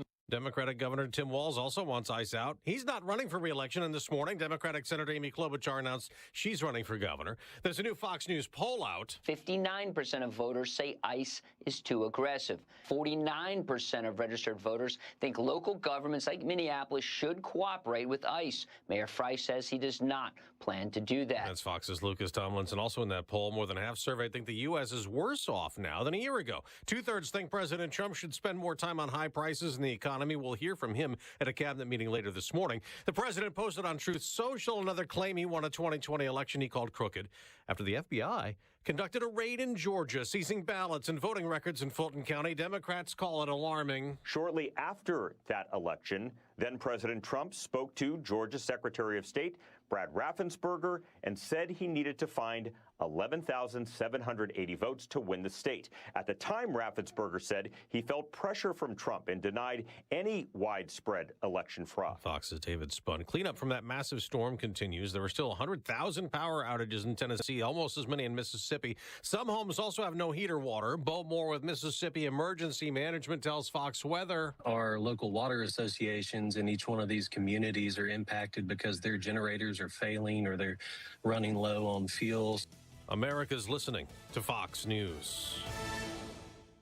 We all know the importance of good daily habits, whether it's getting your steps in, stretching those limbs, or eating right. Doing it on the regular is key. That's why if you're dealing with everyday aches and pain, it's time to bring Relief Factor into your routine. Relief Factor is a daily supplement that fights pain naturally. Developed by doctors, Relief Factor uses a special formula of 4 natural ingredients. Relief Factor doesn't just mask pain, it helps reduce or even eliminate it. In fact, the longer you take it, the more effective it is. So call 1-800-4-RELIEF and try their 3-week quick start for only $19.95. That's less than $1 a day. Simply call 1-800-4-RELIEF. That's 1-800-4-RELIEF. Wherever you're having pain, don't let it keep you from living the life you want. Make Relief Factor part of your daily routine. Go to ReliefFactor.com or call 1-800-4-RELIEF. That's 1-800-4-RELIEF. We have another Trump Truth Social post just out. The president again calling for a substantially lower interest rate the morning after the Federal Reserve decided against another rate cut after 3 reductions last year. Stock futures are rising slightly. There's a hate crime investigation in New York City after an attack last night appearing to target Jews. The driver blames a mechanical issue after ramming at least 4 times into an entrance of the Chabad Lubavitch Orthodox Jewish World Headquarters. No injuries are reported. This incident is currently being investigated as a hate crime. NYPD Commissioner Jessica Tisch and Mayor Zoran Mamdani. Any threat to a Jewish institution or place of worship must be taken seriously. Anti-Semitism has no place in our city, and violence or intimidation against Jewish New Yorkers is unacceptable. Witnesses tell the New York Post the driver had been seen at other Chabad locations in New Jersey over the last few months asking for spiritual guidance, and that police had been called on him before. Chris Foster, Fox News. It's been 1 year since a midair collision in Washington that left 67 people dead. 2 of them were the parents of an Olympic figure skater. Maxim Nomov lost both of his parents, Evgenia Shishkova and Vadim Nomov, when an American Airlines jet collided with an Army Black Hawk helicopter over the Potomac River in Washington, D.C. The 24-year-old is now preparing to compete for Team USA in the Winter Olympics next month, telling Fox's The Will Cain Show what the past year has been like for him. A lot of people say that they've had a roller coaster of a year, and I kind of step back and think, man, I truly have, from the lowest of the low to the highest of the high. After qualifying for his first Olympics earlier this month, Nomov held up a photo of him and his parents, who won gold together at the World Figure Skating Championships back in 1994. Tony Genualdo, Fox News. At tennis's Australian Open, the women's final is now set. The top seed, Aryna Sabalenka, will face Elena Rybakina, who just beat American Jessica Pegula in the semis. I'm Dave Anthony. This is Fox News.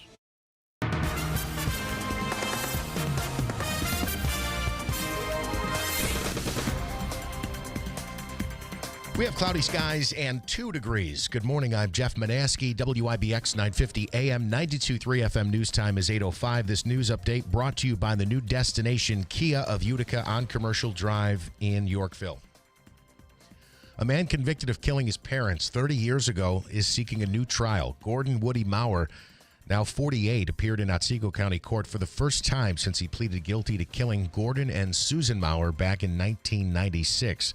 Maurer claims he had ineffective counsel. He says he wanted a trial, even if it meant facing the death penalty, which was possible in New York back in 1996. He also says a cousin who inherited his parents' estate said he would get $10,000 in exchange for a guilty plea and a 25-year prison sentence. Maurer also says his attorneys facilitated that agreement. He has served 30 years of his life sentence. The hearing continues today. A judge will issue a written decision at a future date. If the judge agrees with Maurer and vacates the conviction, it would allow him to be granted a new trial. New Hartford police investigating the unexpected death of a teenage girl. Police say they were called to a home on Seneca Turnpike for an unresponsive 13-year-old female. She has since passed away. Officials say no criminal or foul play is suspected, but the investigation into that incident is ongoing. Utica police investigating a pair of stabbing incidents. One of them involved a male victim who was stabbed numerous times in all areas of his body. Utica fire units immediately transported that victim to Wynn Hospital. Police say thankfully staff were able to perform life-saving measures, and that man is expected to survive. A suspect, though, remains at large. The incident has been assigned to the Major Crimes Unit. Anyone with information can contact UPD or submit a 100% anonymous tip using Mohawk Valley Crime Stoppers. An investigation continues into what caused a fatal accident in Oneida County in the town of Kirkland. It happened on Bristol Road yesterday. A man lost control of his vehicle before striking a mailbox and then ending up in an embankment. Police say the victim, whose name has not been released, died at the scene. No one else was injured. Anyone who may have witnessed the accident is asked to contact the Oneida County Sheriff's Office. And Bill, several board members with the Central New York SPCA have resigned from their posts. Employees walked out of the DeWitt shelter in protest earlier this week, calling for a change in leadership and claiming the board has allowed animals to be abused. The now former president of the organization admitted the shelter is understaffed and said she understood why that may frustrate many of the employees. State regulators now planning to visit the facility in the coming days after receiving multiple complaints. WIBX 950 AM 92.3 FM news time is 8:08. Here is your Weather Center forecast.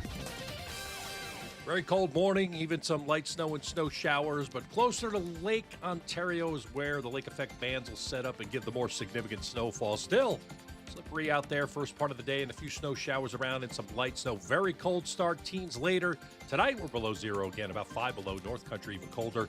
Might not even make it to 10 tomorrow and partly sunny. Below zero over the weekend, especially Saturday night and Sunday morning. I'm meteorologist Ray Stijik from the Weather Channel, WIBX 950 AM and 92.3 FM. Right now, cloudy skies, some sunshine trying to make an appearance, but just 2 degrees at 8:09.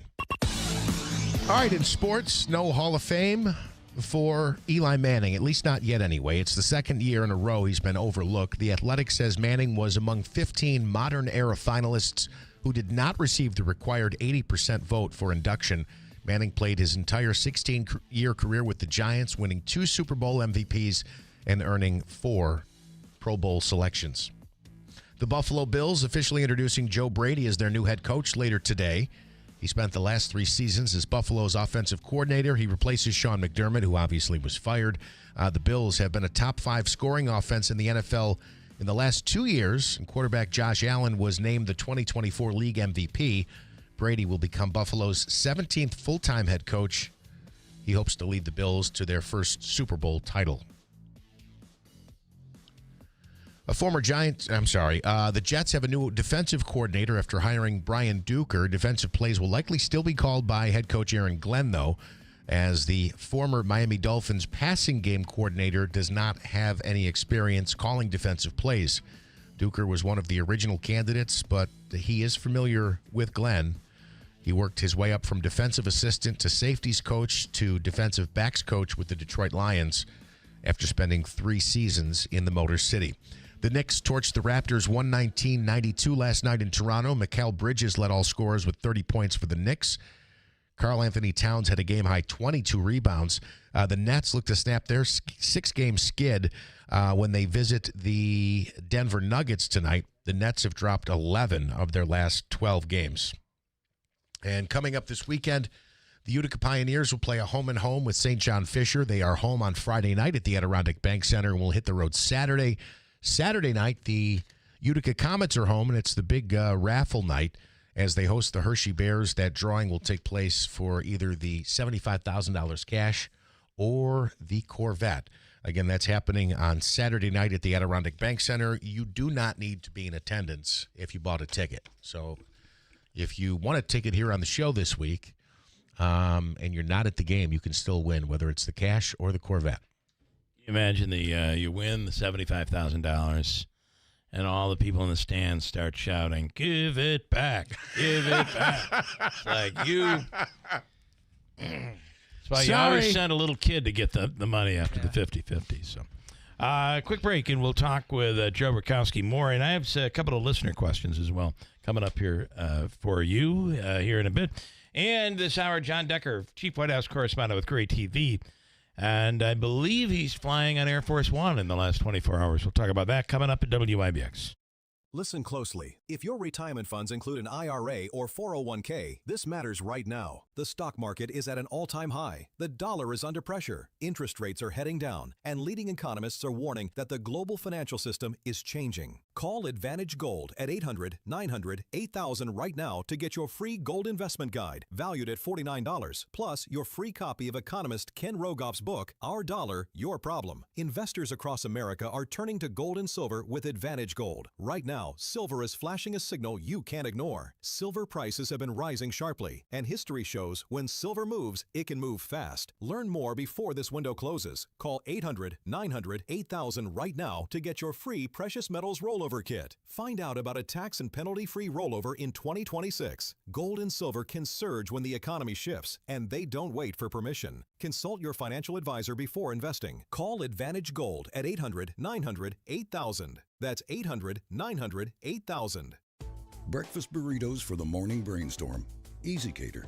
Paninis for the lunch and learn. Easy Cater. Barbecue for the clients from Boston. Easy Cater. Brownie boxes and mini bundt cakes for Brenda's workiversary. Easy Cater. One simple platform to feed any size group with food they love from favorite restaurants, plus tools to help you meet dietary needs and stay on budget. Easy Cater. All the food for your workplace, all in one place. Start an order at easycater.com.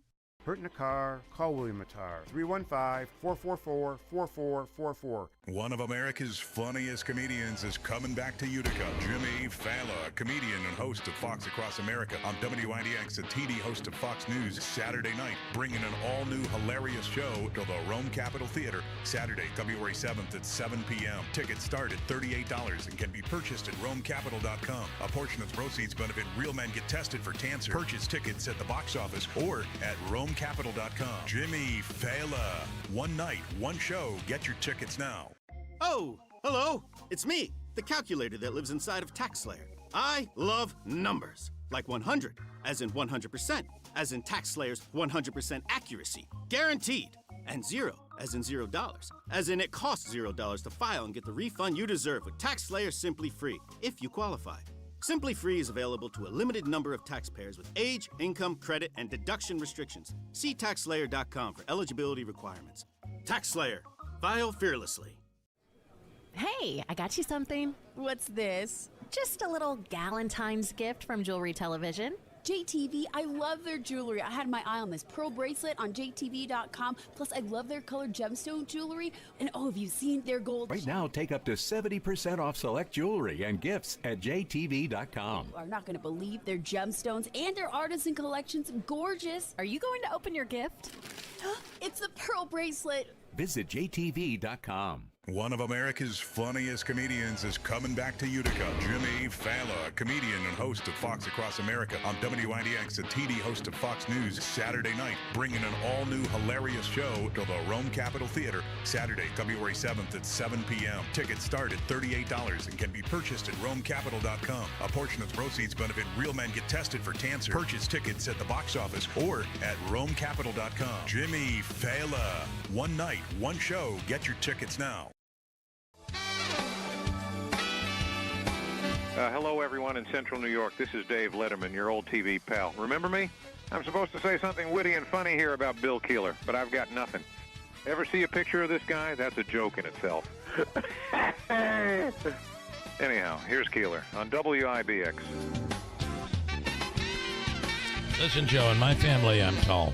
All right, just... I'm 5'9", so I'm right behind you. Yeah. We're not big basketball players, that's for sure. Yeah. In studio right now is Joe Rakowski. Joe is a local businessman.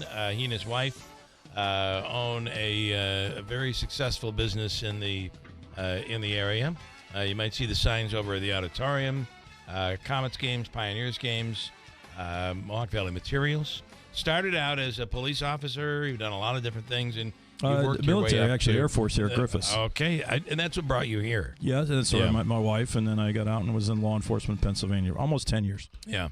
And we met a long time ago when there was a couple of very unique stories that one of them where somebody was stealing your... You used to do mulch. Well, we started selling landscape materials here in Rome and Marcy, and we had an incident with the young man who was a state trooper stealing mulch in the middle of the night. That we caught him in the. Well, let's go over this story. I'm don't not know familiar with this one. No. Oh my God. Well, he wasn't just any old young man.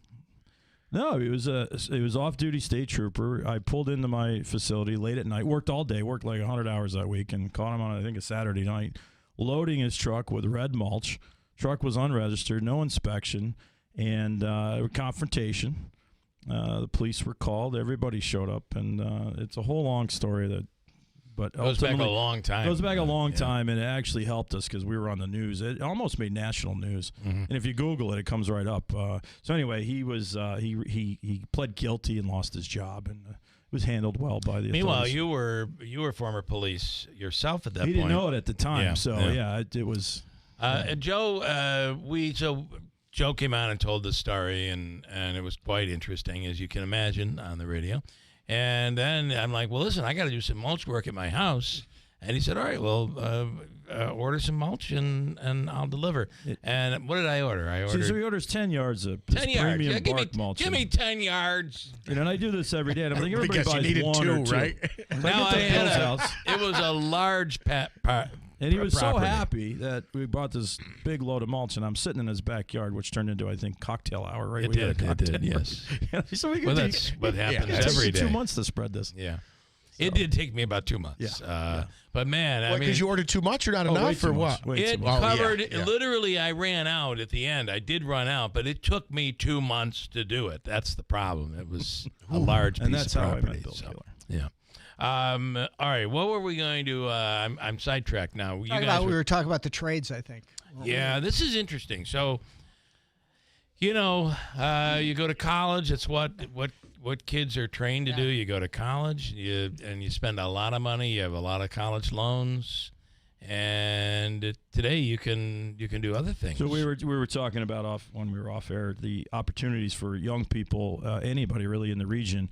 You know, if I wasn't college bound and I went into the trades early, and I can do everything from run a chainsaw to drive a bulldozer to drive tractor trailer.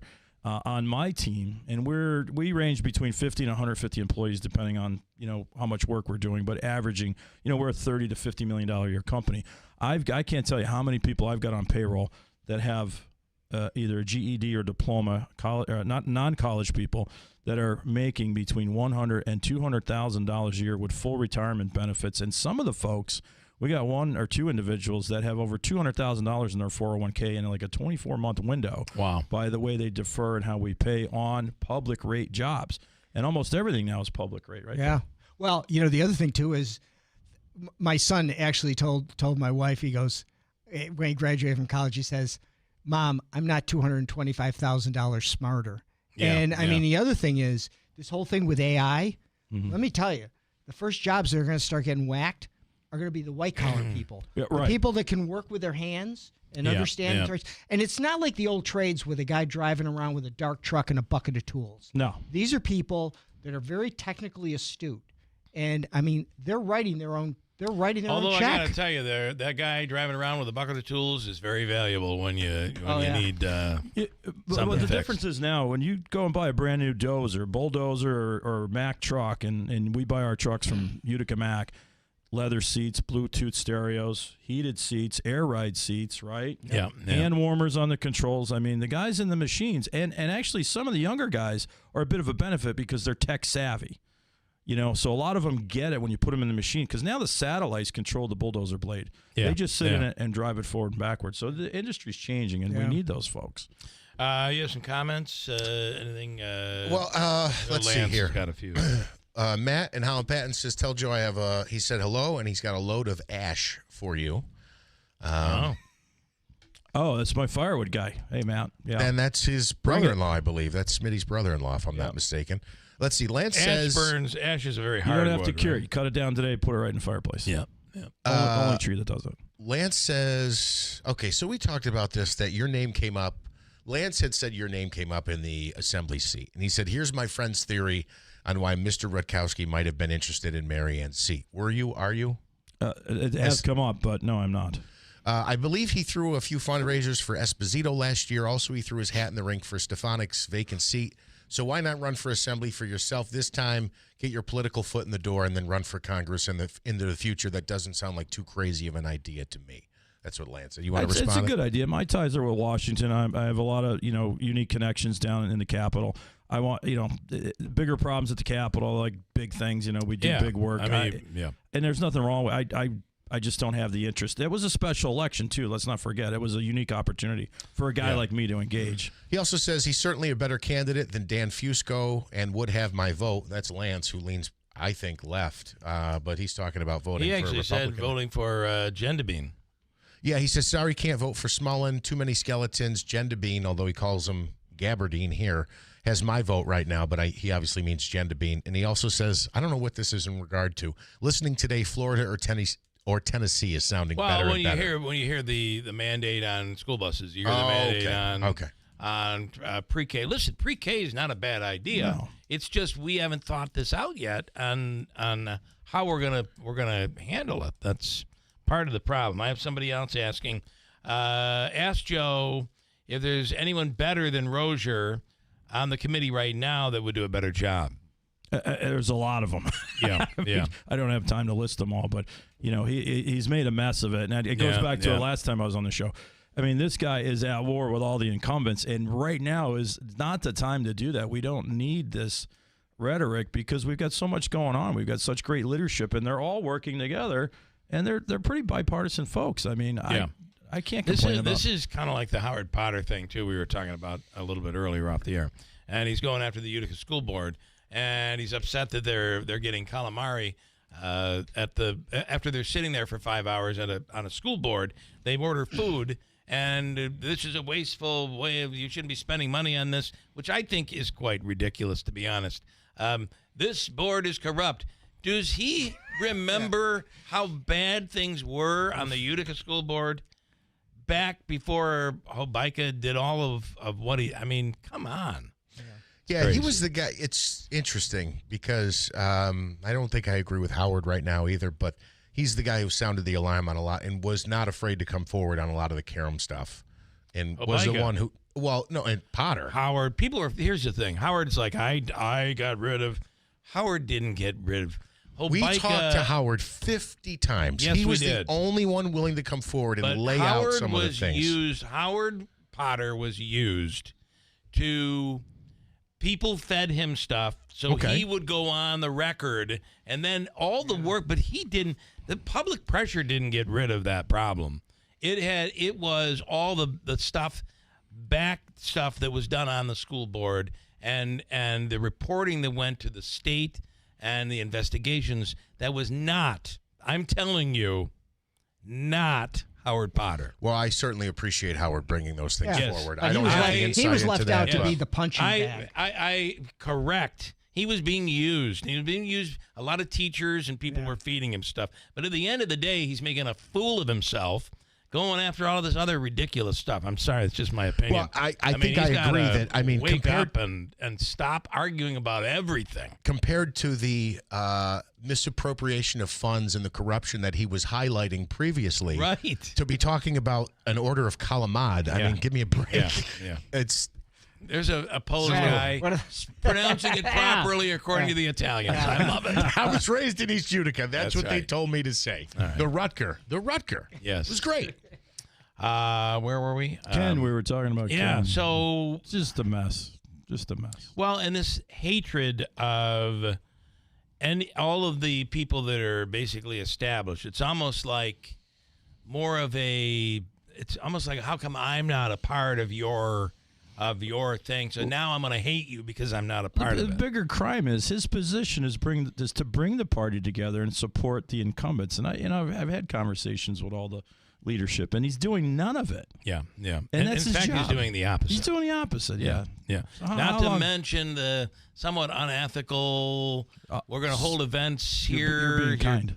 I mean, you gave money, right? Well, we don't know where it went. We didn't get the advertising we paid for. And we know where some of it went. It was frivolous lawsuits. He's trying to get rid of Kim Rogers. There's another person in the political arena that's astute. Why? There's no good. But he spent, $12,000 on the lawsuit? Yeah.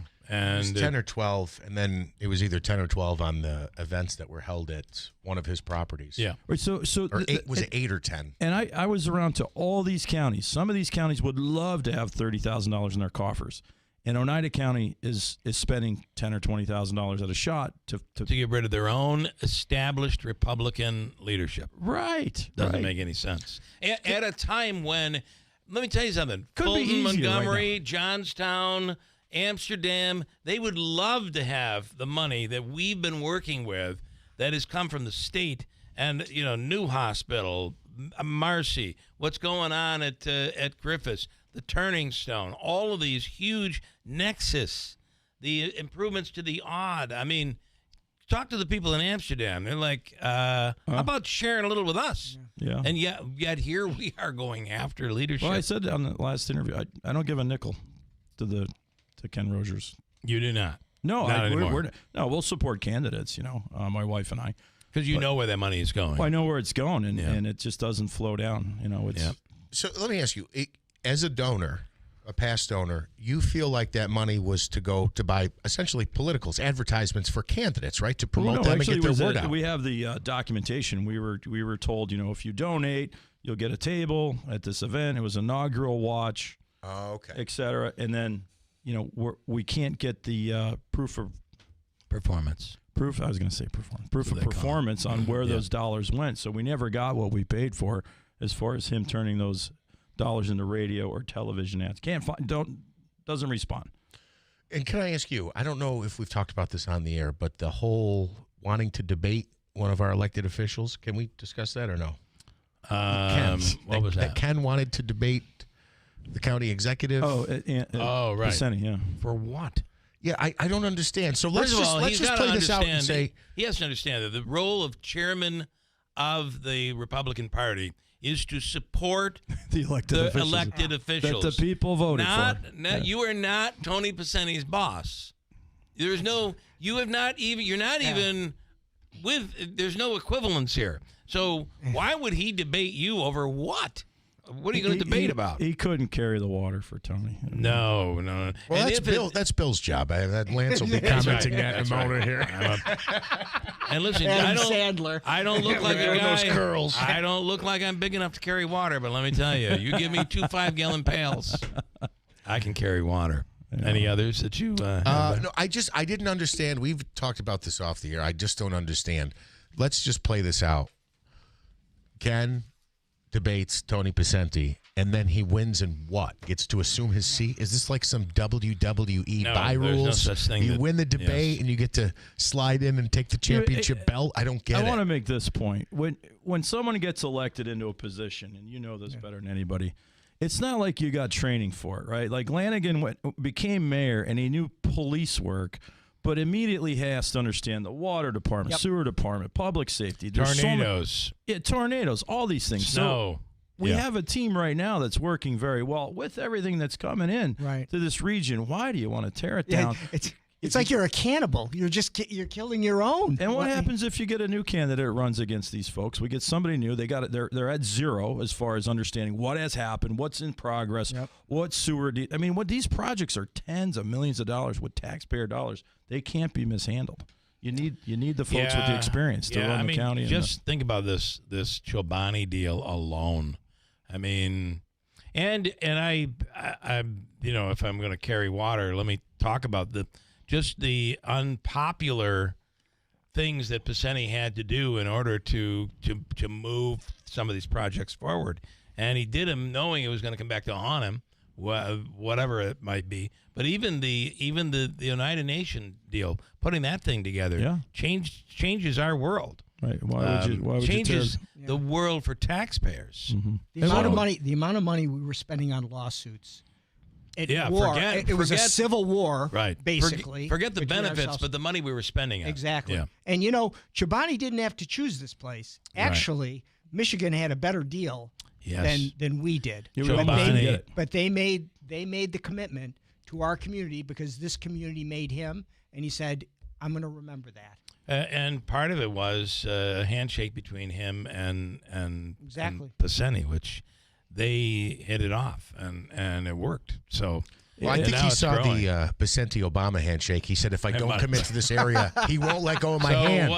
He's not going to let go of my hand. So what you're referencing, people might not remember, but when Obama came to town, Pacini had a lot of things he wanted to talk about, and he began shaking Obama's hand, the president, and he wouldn't let go. The thing went on that he was holding his hand for he was going to get his 2 cents in. And that went on for... I have to go find the original video of that. That should be a free money question. How many seconds was it? That's a good one. It seemed like 4 minutes, but it was probably 25, 30 seconds? Davey, let me know what we're doing, and we'll figure all of that out. We're good. We can keep going. All right, we'll go right up to John Decker. So if you're willing to hang. Sure. No, we're not. We're going to... Okay, Davey, I'm reading your hand language. You know what you could do is tell me. We got a guest in the green room. Okay, so we'll do her, and then we'll go back to talking with Joe and Tim. A couple things I want to talk about. River Valley Church is holding a shoe drive this week, and it culminates on Saturday as a big drop-off date, January 31st, this Saturday. It's the River Valley Church, 8 2nd Street. donate gently worn or new shoes. It goes to a great cause, those who are homeless. And you can drop off between 9 a.m. and 3 p.m. at the River Valley Church, 8 2nd Street in Ilion. You just drive up. They will have people between 9 a.m. and 3. They'll literally, you pop your trunk, they'll take the bag of shoes out of your trunk. No, don't take the spare tire.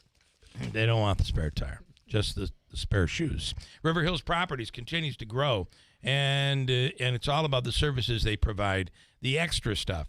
The book, 40 to 100 pages filled with everything there is to know about the home, like a manual for the house. And then there's the lockbox. So many use it. That's their prerogative. But at the end of the day, your listing agent at River Hills will be there every time your house is shown. They don't let people go through without at least the listing agent there to keep an eye on the property. Offices all over throughout central New York and upstate New York, in Barneveld, Little Falls, Utica, Copenhagen, Newport, coming soon to Rome, and the amazing Gulf Coast of Florida. Sarasota, Naples, Marco Island. It's River Hills Properties. 315-896-1009. Nobody sells homes like River Hills Properties. Are you sick of being just a number or doing a mindless job? Become a craftsman in a trade. Become an IBEW electrician. The IBEW and the Electrician Training Alliance will give you all the tools necessary at their state-of-the-art training facility. Earn as you learn. Paid training while you get your certification. What are you waiting for? Become an IBEW Local 43 electrician. Call or go online today to learn more. Find your career at IBEW and let the Electrician Training Alliance light up your future. Breakfast burritos for the morning brainstorm. Easy Cater. Paninis for the lunch and learn. Easy Cater. Barbecue for the clients from Boston. Easy Cater. Brownie boxes and mini bundt cakes for Brenda's workiversary. Easy Cater. One simple platform to feed any size group with food they love from favorite restaurants, plus tools to help you meet dietary needs and stay on budget. Easy Cater. All the food for your workplace, all in one place. Start an order at easycater.com. Hey, folks, many of us grew up on these high-sugar cereals, Frosty Flakes, even Raisin Bran. You need to make the healthier switch to Grainberry, created by my dear friend Peter Harris and his father. It is lower in sugar. It's made with natural fiber, antioxidants, whole grain onyx sorghum, and that helps slow sugar absorption. Now, the taste will win you over, and you can pick up Grainberry Bran Flakes or any of their other great flavors. Make the switch. Grainberry, the official cereal of the Sean Hannity Show. The Save of the Day Foundation is dropping the puck on a raffle where you can win big. $75,000 cash or a 2026 Chevy Corvette. That's right. One ticket, two powerhouse prizes, and only 2,000 tickets will be sold. Tickets are just $100, and every entry supports the Save of the Day Foundation, helping our community win off the ice. The drawing is January 31st during the Utica Comets game, and you don't have to be in the building to score. Don't miss your shot, cash or Corvette. Get in the game now at saveoftheday.org. Oh, hello. It's me, the calculator that lives inside of TaxSlayer. I love numbers. Like 100, as in 100%, as in TaxSlayer's 100% accuracy. Guaranteed. And 0, as in $0, as in it costs $0 to file and get the refund you deserve with TaxSlayer Simply Free, if you qualify. Simply Free is available to a limited number of taxpayers with age, income, credit, and deduction restrictions. See TaxSlayer.com for eligibility requirements. TaxSlayer. File fearlessly. Utica and the Mohawk Valley Mattress Express's President's Day sale is on from upstate New York's largest specialty bedding retailer. No one else in New York State has all the brands under one roof that we do. And right now, save up to $1,350 on names like Tempur-Pedic, Stearns & Foster, Sealy, Purple, Puffy, the Smart Bed by Instant Comfort, Posh & Lavish, Therapeutic, Simmons Beauty Rest, Black Serta, iComfort, Avocado, and more. A full line of spa-grade massage chairs take up to 5 years to pay with no money down for qualified buyers and no credit check payment plans. In Rome, on Black River Boulevard in the Black River Plaza. In Oneida, in the Glenwood Plaza by the movie theaters. In New Hartford on Commercial Drive next to Pet Supplies Plus. Go to mattressexpressny.com. Call 1-800-NEW-BEDS. Don't overpay for your next mattress. Come to upstate New York's largest specialty bedding retailer, Mattress Express. celebrating 100 years. This is Keeler. WIBX 950 and 92.3 FM. Now back to the Keeler Show. Hey, the Falcon Clinic in Washington Mills is now accepting new patients. If you're in need of a new family doctor, a second opinion, Dr. Shemaleski is Hep C certified. And anybody who's a baby boomer, you really should be checked for hepatitis C. And it's at the Falcon Clinic. They've added Dr. Cheryl Mattern, Dr. Zielinski, Dr. Shemaleski, all under one roof at the Falcon Clinic. Dr. Kosminski is the acupuncturist, so there's so much that can be done there at the Falcon Clinic. Call and schedule an appointment at 315-507-4751. And then one more, the Good Feet Store. If you're having pain and you're wondering where it's coming from, there's a chance that it could be in the way you're walking. Arch Support Specialists. And now there's a Good Feet Store near us in New Hartford. Free fitting and test walk. You don't need an appointment. You can walk right in. Everything's made in the USA. These are inserts that you put in your shoes or shoes you purchase from them. A 3-step system, strengtheners, maintainers, and relaxers could change your life when it comes to pain. It's the Good Feet Store, 4630 Commercial Drive in New Hartford, 315-999-3910. And in studio right now is Leslie from the Utica Rescue Mission. And Leslie, good morning to you. Good morning. Thank you for having me. I said no one makes Leslie wait in the green room. So we had her stand in the hall for 15 minutes. That's right. That's okay. That's all right. Okay, the Rescue Mission's 15th annual Walk a Mile in My Shoes. Yes. We'll talk about that, and then I want to talk about the cold weather. When is the event? And this is the 15th year. Yes. Wow. So the event is coming next Saturday, February 7th. And it's going to be at 10 o'clock is registration. And we are starting to walk at 11. And it's going to be at the mayor's office at Hannah Park. We're hearing 75 and sunny. I just checked the forecast when I came in, and it says high 24 and low -2. So it's going to be cold. Yeah, it's going to be cold. Keep watching our social media and everything. We're hoping to move forward with it. One year, the city did ask us to postpone it because it was detrimentally cold. I'm hoping not to do that. So, well, part of what you want is for people in the name, walk a mile in my shoes. Yes. When it's cold out there. Yes, it's and very dangerous. It's to let people know that what our homeless friends suffer every day out in the elements at this time of year. Do people raise money, or is this just awareness?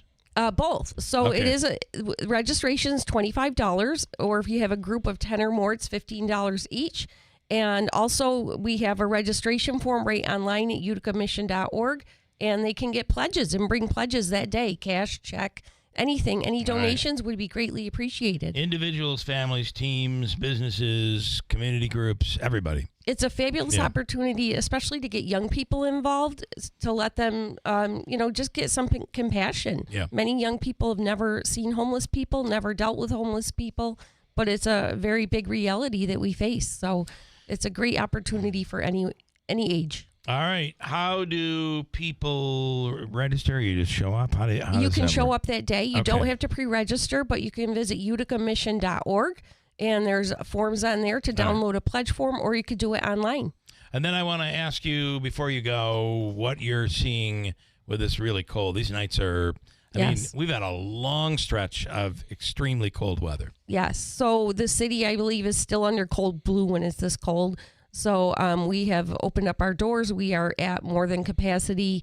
And I believe that the county office building is still keeping their lobby open as well during this cold stretch. Warming center from 8 p.m. to 8 a.m.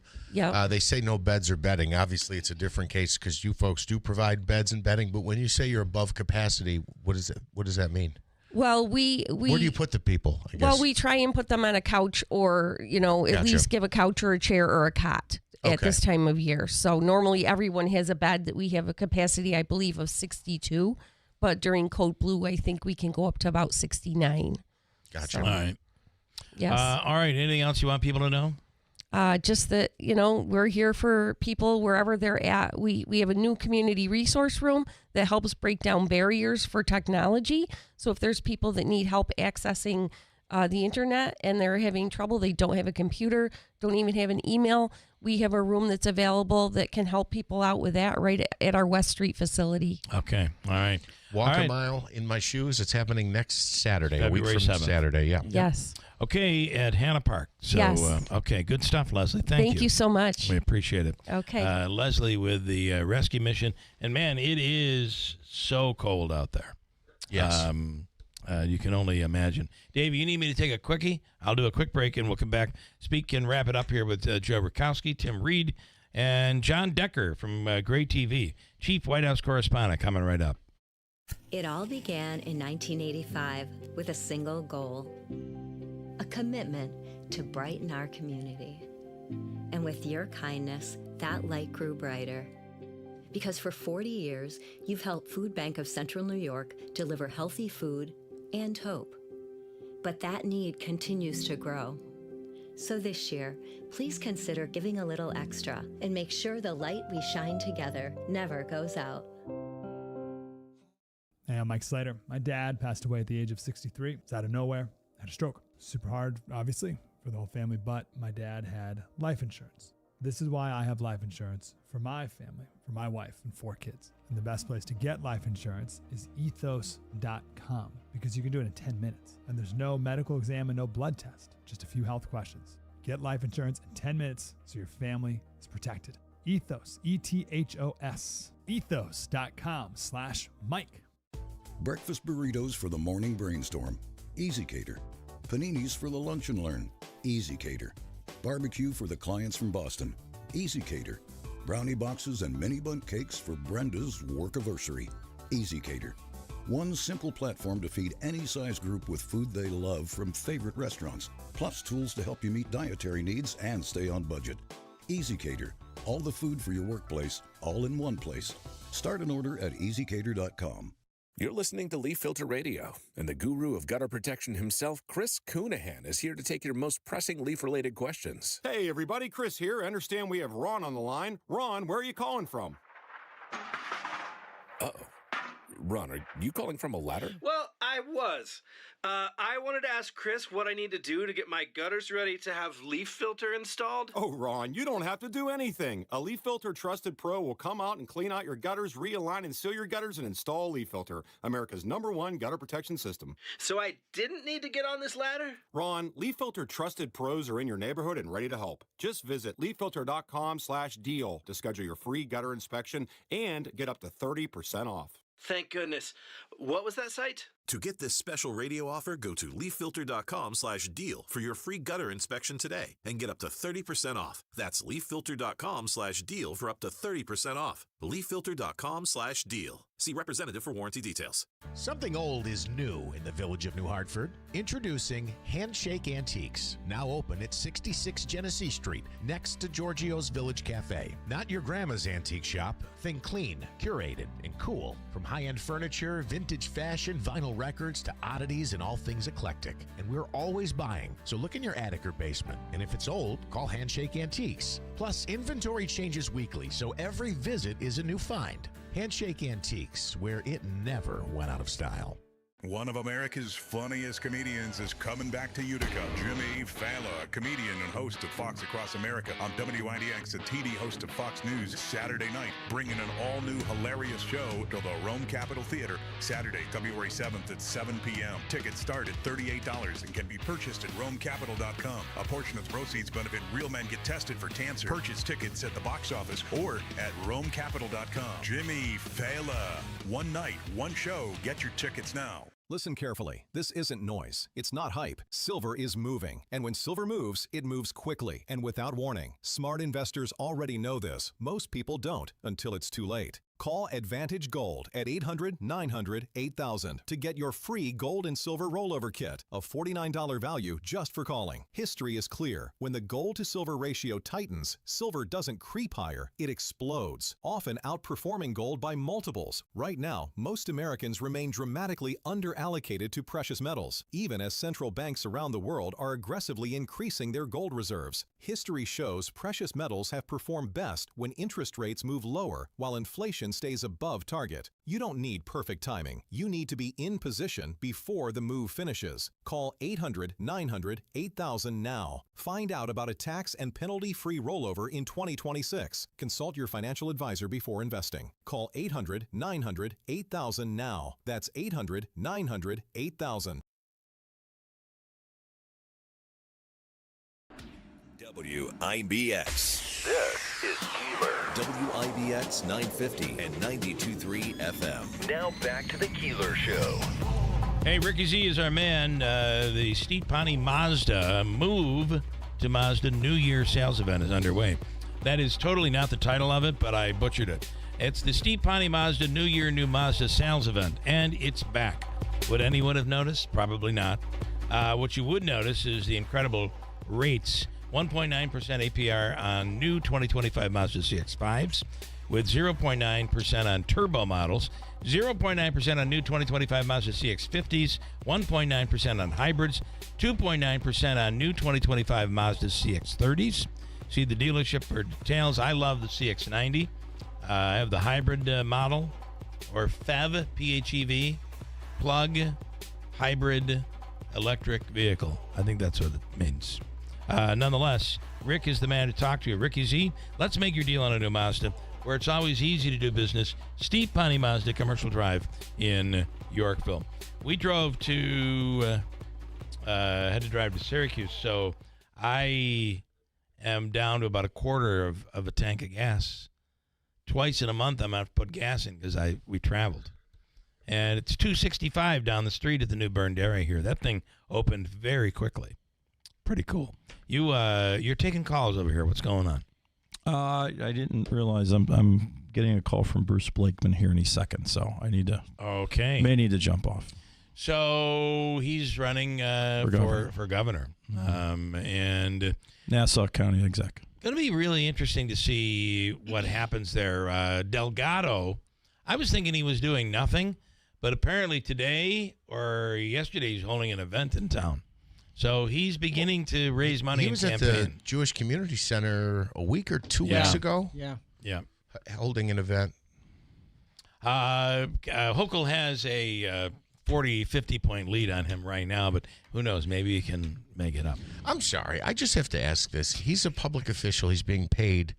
For instance, I worked for the state for a very brief time, and I was told, listen, I understand if there's an emergency or something, then you have to run out and pick up your child, but you have to document it because it can't say on the state books that Jeff was working at 3 o'clock when he was actually at the school picking up his kid, right? So how is he allowed to go around the state and campaign when he is the lieutenant governor? There's a very good chance that he's not campaigning, that he's doing an informative town hall to reach out to the people as lieutenant governor. Listening tour. And oh, by the way, you might have heard, I can't talk about that here because I'm on government time, but I am maybe running for governor. And she allows him to do that, knowing he's going to challenge I don't think her. she can stop him from doing that, to be honest. Maybe she could, but that would probably not be a good look. Your take on that?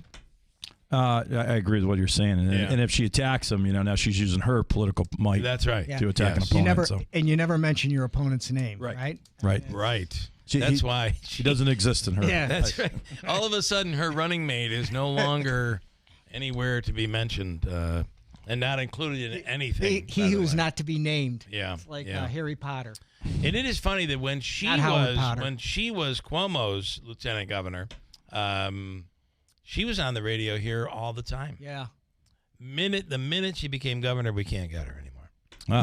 We'll get Bruce on the show. Big surprise. I would like to do that. All right. Anything else? So for those that are wondering and just tuning in, maybe Joe Rakowski is with Mohawk Valley Materials. Was potentially running for Congress back when it was a special election. Not interested in getting it into it here. Did you get a taste though of what it's tough. It's a racket. And part of that race was to run and meet with all the county chairs. It's a big district, And I'll tell you one thing I learned. our public officials and leadership, they are on the go all the time. Trying to get a hold of Joe Griffo for a lunch. He's got to be 10 places a day.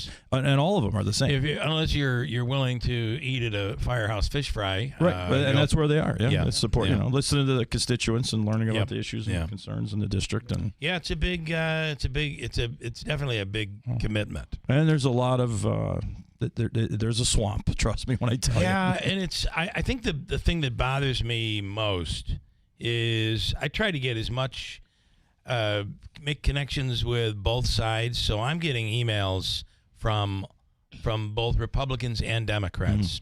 So it's not like just one side is doing it, but you'll get an email that basically says, "Can you believe Nancy Pelosi just did A, B, and C?" And then that's your subject. And then when you open it up, there's always a button to push because it always turns into a fundraiser. It's like almost all of the communication we're getting from our public officials now, statewide and federal, are fundraisers. And it's so expensive to run a race. I mean, is. you look at what Sticker Mule has spent. He's not even really, in the hunt. Correct me if I'm wrong. He's not showing any donations because nobody's donating to this guy. It'd be a great thing to find out. I mean, how much has Smolin raised compared to Sticker Mule? Right. And I think Smolin's raised a lot. He's raised a lot, but they got to divulge that information. I'd love to know what Sticker Mule has raised organically. Well, you can look it up right online. I'll check that later after the show. Yeah, there are deadlines. I don't know if we've hit one yet, though, for submitting. I would think you'd have a January filing. So there's got to be something to see what he has in there. But some people don't file on time. And the problem with Congress is because the turnaround on the re-elections are so quick. Yeah. As soon as you get elected, the day after, you're on the phones. Yeah, you're on the phones. Actually, Richard Hanna used to talk about that, and he did not participate. No. Did he have two? Was he in for re-election? Two, but what he, he was always basically self-funded, although I'm sure he took donations. But one of the things that it was always talked about is that the first part of your day was going to the phone banks and making phone calls. Yeah. And he said and I think Brindisi told us that as well back when he was in Congress. It is the priority. You must raise money. I think they should have 4-year terms. Because by the time you get settled into the saddle and you figure things out, you're running again. I thought that they should change it around, have 4-year terms for both Congress and senators, because senators are 6 years. Yeah. And that almost feels like it's too forever. long. Yeah. Interesting point. Assembly has the same problem every 2 years. A friend told me, and because we're so divided as a nation here in the Capitol, and I don't know if this is true, but he said back in the day, they all sat together. And when I was running, I called Brandon Williams, and I asked him, I said, "Do you guys have assigned seats in Congress?" And he said, "No, why?" I said, "Well, the first thing I would do is I would sit with some of the other." Yeah. And not because I want to, just because they don't talk. They don't. Right. The problem is somebody will take a picture of you sitting with yeah, then I'm a no. all of a sudden he's been bought. He's a traitor. Yeah, but think about it. I mean, if you got those people working together and collaborating and having lunch, and right now you look at a picture. I mean, they're divided physically. And as tight as it is right now, it would be, you could accomplish a lot if But I've been to dinner at the Capitol Grill or Capitol Steakhouse across the street with leadership, and when they're not in session, a lot of them are friends. They are friends. They just don't want people to see it and admit it. I'm going to wrap it up here this morning with the one and only chief White House correspondent with Gray TV. Oftentimes in the press conferences, the questions being asked, the good ones, are asked by our man John Decker. And John, good morning. Good morning. Good morning to you. I was with the president on Tuesday when he flew out to Des Moines, Iowa. I flew with him on Air Force One. And speaking of questions, I asked the president a number of questions while we were out there, but one of them in particular moved the financial markets worldwide. I asked the president if he's comfortable with the decline that we've seen in the dollar over the course of the past year. And the president said he hasn't any problem with that, and that caused the dollar to fall even more. It actually dropped to its lowest level since last April. So sometimes, you ask a question and it has an impact immediately around the world, and that was the case on Tuesday. So I'm assuming the president looks at that investment in the United States will increase because of that. Well, the president believes that, from my experience in asking him that type of question over the course of the time that he's been president, he actually believes that a devalued dollar is sometimes beneficial to the United States. Now, it's not good for you or I or anybody in your audience when you travel abroad, because your dollar's not worth as much. But for goods that we export around the world, it is a good thing, and the president sees value in that. Listen, Minnesota can't be ignored. It does seem that the president has, I think, realized that this is a bad look. And the at least from him, we've seen, and really it's trickled down, toning this down. And in fact, you're right, Bill. He had a conversation with the governor that seemed to go well in Minnesota. Yeah, he had a conversation with Governor Walz, a conversation with Mayor Jacob Fry. Those conversations went well. He sent Tom Homan to calm things down. He's the border czar, who also had meetings with each of those Democratic leaders. So things seem to be calming down. And in the meantime, I'm sure you're talking about it. You have two Republican senators that are calling for Kristi Noem to step down as the Secretary of Homeland Security. I don't know if that will build in any kind of momentum, but there's a cabinet meeting today. I'm going to be in the cabinet room for that, and I'm going to be looking at the body language between the president and Kristi Noem when I'm in that room today. Yeah, so far publicly he is supporting her right now. He is, but there are, and it's not just Democrats, a lot of Republicans as well. Calling for, at the very least, a second look when it comes to Kristi Noem. Yeah, look, she's safe for now, and she is an audience of one that she must please, and that's Donald J. Trump. And as long as he's pleased, she's safe in her position. Doesn't matter what various Republican senators or members of Congress say. She's safe. But, things can change on a dime, as you know, and she will be testifying before the Senate Judiciary Committee in a few weeks, and we'll see how that testimony goes. I wonder what the big story will be next week, because it seems like every week it's just another, not just a story, but an enormous story. Crazy. John, we appreciate it. We're watching. Watch those press conferences. We appreciate the time. Thank you so much. Thanks so much, Bill. Have a great day. Bye-bye. You do the same, John. WIBX Utica Road, W295 Utica. From the WB Payne Insurance Studios, your news talk leader since 1925. WIBX 950 and 92.3 FM. Now the latest from Fox News. We've come a long way. I'm Dave Anthony, Fox News. I didn't come to Minnesota for photo ops or headlines. You haven't seen me. I came here to seek solutions. Trump border czar Tom Homan, now in charge of ICE operations in Minnesota, saying he had good talks with Democrats who want ICE out. One thing we all agreed on was U.S. Immigration Customs Enforcement is a legitimate law enforcement agency. And Homan says their operations will continue, targeting those here illegally who are criminals and threats. And while he supports the right to